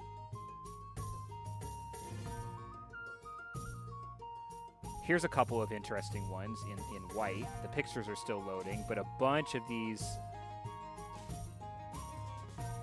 I'm seeing in 2 sets, in 2 sets, in 2 sets, in 3 sets, in 2 sets. And again, that's not the mold, that's literally the mold in that color. A lot of the white pieces in different little angles appear to only be in very few sets.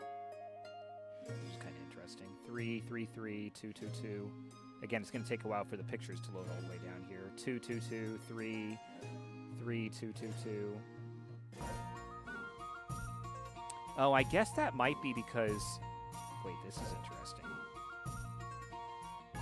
Oh, this is very interesting. That's because it seems like the white in this set... Oh, wow, I did not know. We just learned something really, really interesting here.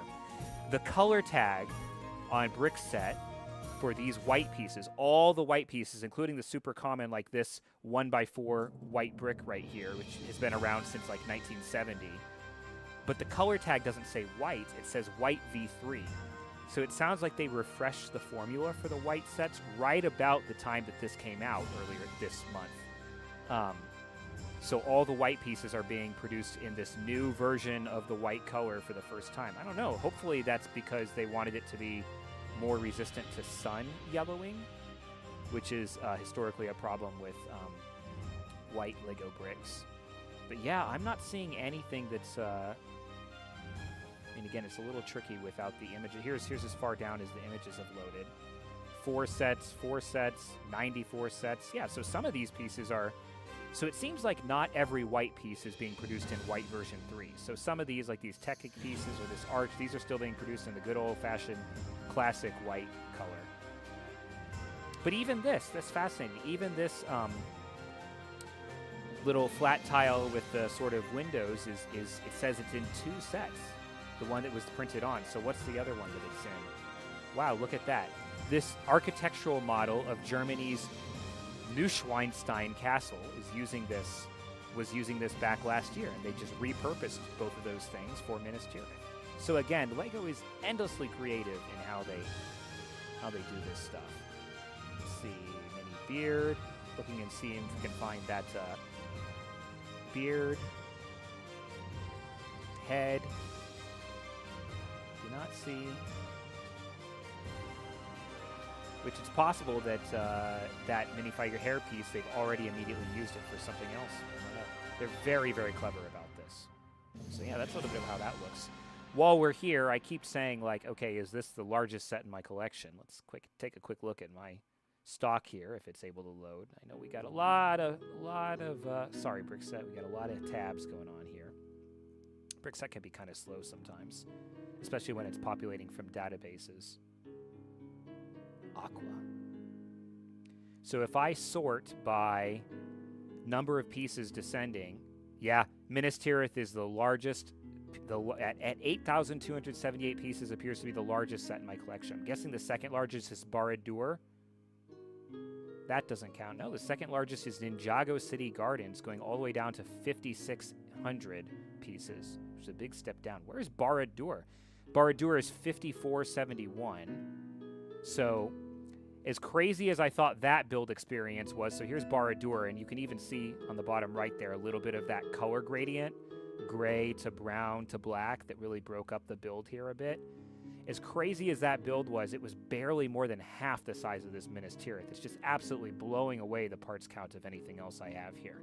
That's pretty cool.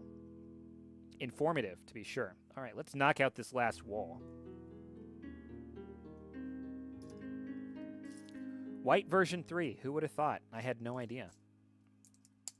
I also don't recall there being a white version 2, but maybe it didn't last too long. It's also interesting that White V3 and White V1 are still in production together at the same time. I don't know. I can speculate as to what that's about. Like probably some of those other pieces, like the Technique parts. So like I think this right here was one that they said was still being produced in White version 1 or Classic White instead of White V3. It's probably because they've got a bunch of them laying around or something. I don't know. Can only speculate. But yeah, the only reason I can imagine they would be refreshing the white formula is continued scientific advancements in sun resistance, which I think is pretty cool. And we've seen other colors over time improve. So for example, there's no dark reddish brown or dark red parts in this set, but particularly dark red used to be just absolutely notorious for becoming brittle over time. And so when you look at like old Lego Star Wars, the Clone Wars sets from like the early 2010s, you go to pull those out of storage and some of their big dark red plates will just crack right in your hand. Yeah, we don't talk about White V2. I might have to look this up later, actually. I like I said, it's very interesting. Maybe it was a failed experiment. But yeah, I mean, I cannot... It's a chemical composition problem. It's not a functional difference between the colors. But they're constantly strengthening and improving the formulas, which is partly why buying Lego parts is very different now than it was in a previous era, because there's just so much brilliant reuse. It's very nice. It's going to make it easy for me when, like I said, tomorrow, when I log on tomorrow, to just go buy parts for other builds that need some refreshing. Not this one. Won't be done with this one quite yet. But if we're lucky, we'll get Denethor's throne room done here, and then we'll be on to the final section of the model before we finish up today. It's going to be tight. We'll see.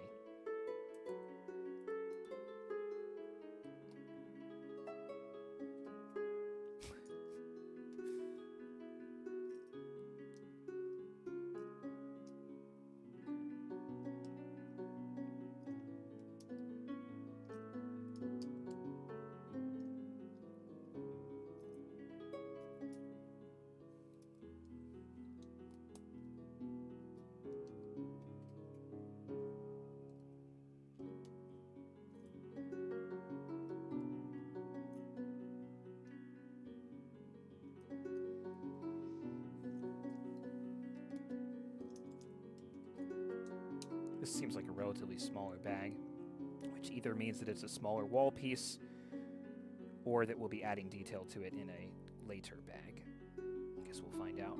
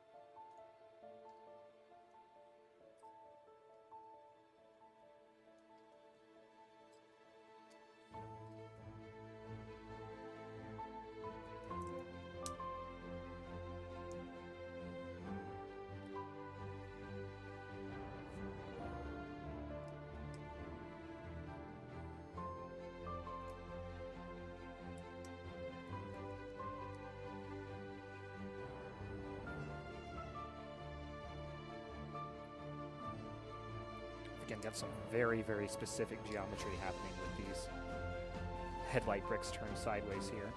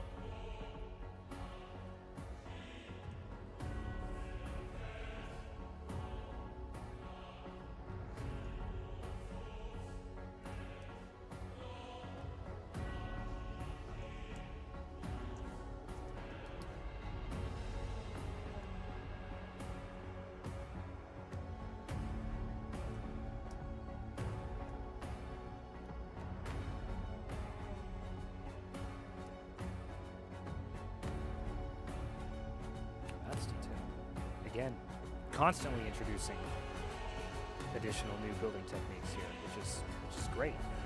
I wasn't the slightest bit. I did not find the wall build there to be the slightest bit monotonous, which is very much what I was expecting. So, pretty neat. We're talking about that.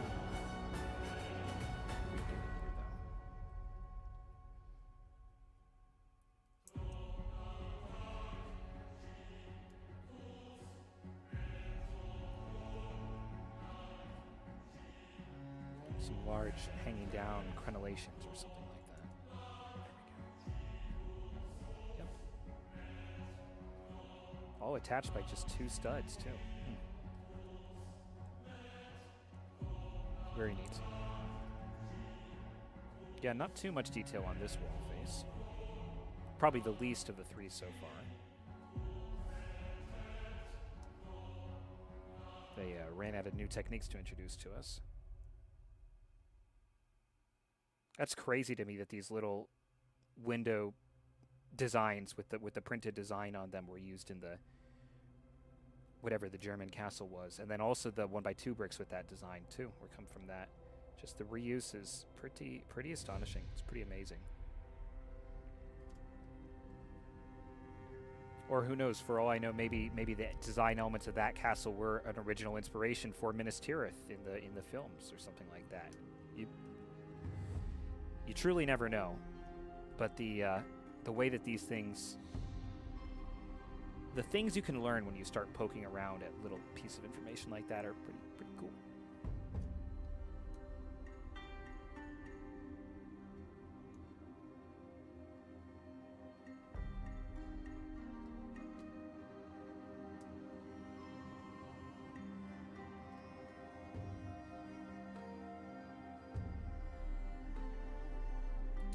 Almost missed those 2 parts there. But we did not. Alright, here's our last wall. Slide that in again. This is the easiest one since the first one. You can actually see it more clearly.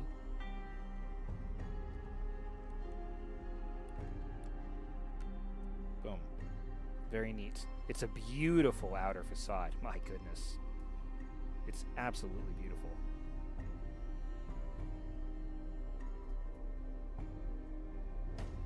And now, the moment we've all been waiting for. Your pal and mine. Denethor, Steward of Gun. Complete with Feast. I don't see any tomatoes, though. And Lego does make little red chair. Hold on, hold on. Wait for it. Beautiful robes on Denethor here, too, but hold on. Me. I don't see any tomatoes, even though Lego does make some nice little cherry tomatoes. Me, 1 second later. There we go. Those look kind of orange with the lighting of the castle there, but no, they're red. They're nice and red. There, you can see it when I get farther away from the camera. Incredible, Lego. Absolutely incredible choices. 10 out of 10. No notes. No complaints. No reservations. No refunds. Look at those. You know, look, a man's got to obnoxiously eat from time to time.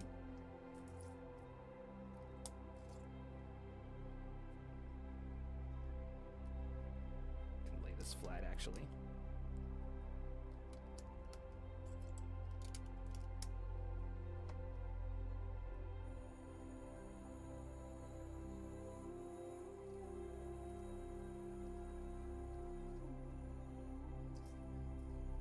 I like that this throne scene here is removable, because otherwise if you were to put this set on display from the front, whatever we're building here would normally have been totally hidden.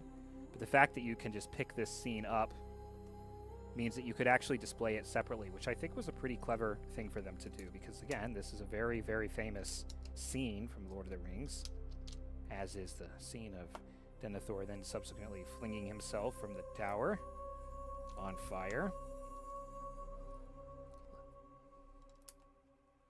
Early indications suggest Lego did not give us flames for self-immolation, but that's, you know, in keeping with being a family-friendly brand. But they kept in the tomatoes. They kept in the tomatoes. They knew what we were looking for.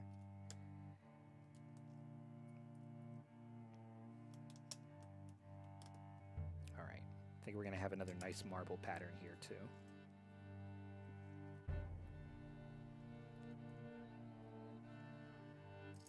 Oh, yeah.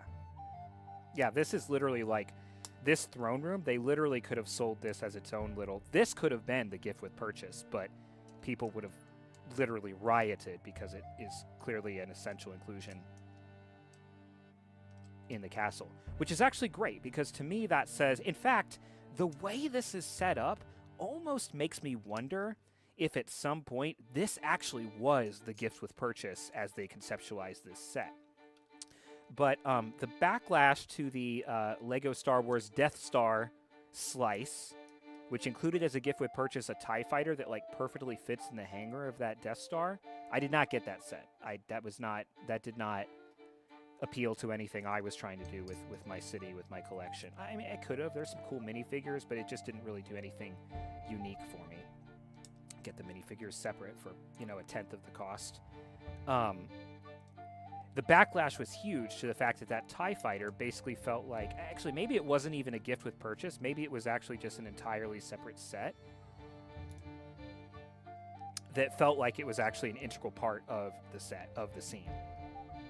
And it was a lot like this, where it was sort of something that you could just place inside once we pull back forward the model in a second here and take a look at the... So... I kind of wonder if they maybe observed that, learned from that, so on. I don't know for sure, but it's possible. And if they did, great on them.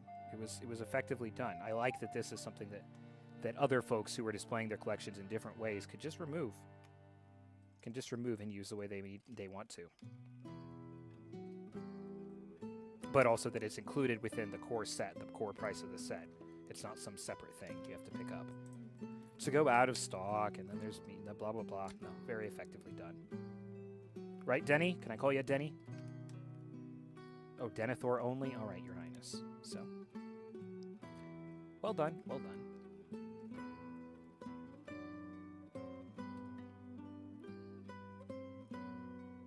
Pretty small bag here for this throne as well. This is a very long throne. Very long staircase.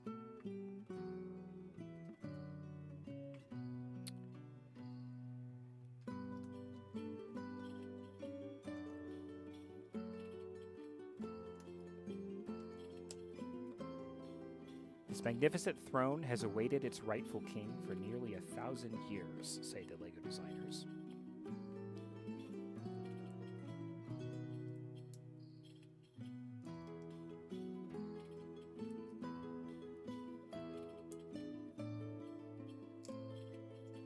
And there's the throne backing. Now that's very nice.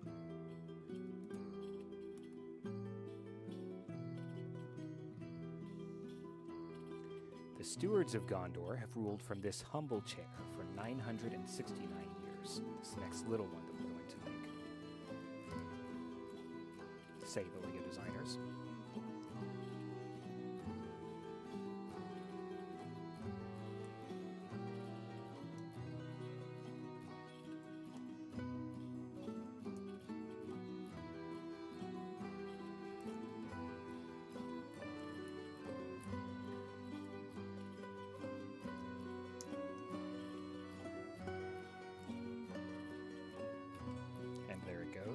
Again, very striking contrast with just the black and white. The color is nice, but it's amazing what you can do. All right, so here we go. So we're gonna flip over to our aerial cam here. Bloop, pull this back into frame. We're not quite done with this bag yet, but we're gonna take the throne room here, and we're gonna set it in, and it just slots right into. There it is. Seamless, totally seamless. And yet, if you want to remove it and look at just that, you can, which is nice. But one last thing. We need the feasting table. Daddy Denny needs to eat. The first person in history, and hopefully the last, to use that particular phrase, but you never know. You just never know.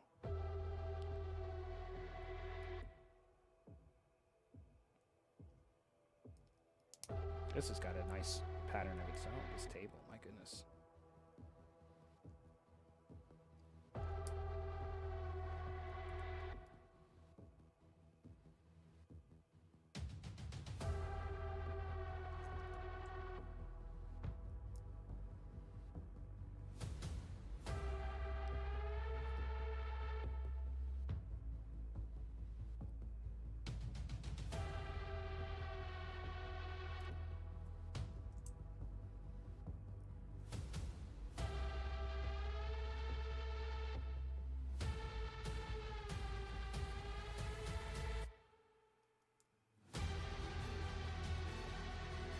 So we're going to use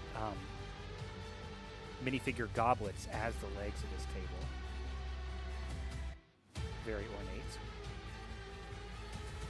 We're using gold ones for that.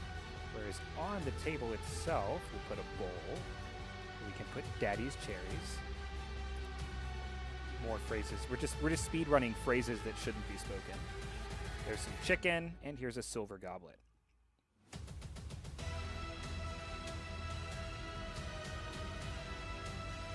That has the ability to go right in front of the throne on this stud that we were wondering about earlier. And that's that. And with that done, that perfectly takes us to the third and final section of the build. So let's open that up.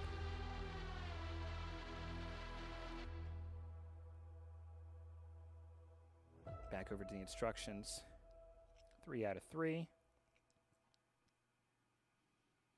Oh, you know, just another 436 steps left to go, as we can see that we're making multiple terraced levels to this castle. the battle definitely continues. But I don't know that we're quite ready to jump in here yet.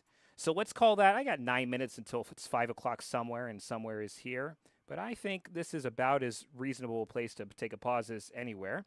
So we will probably come back for one more session to push through this. We kind of had the first session, we did the first box, the second box, and now we're about to be on to the third and final box. I did make the comment earlier about how it was neat that often Lego sets these days will be divided into multiple instructions so that you can do multiple builds at the same time.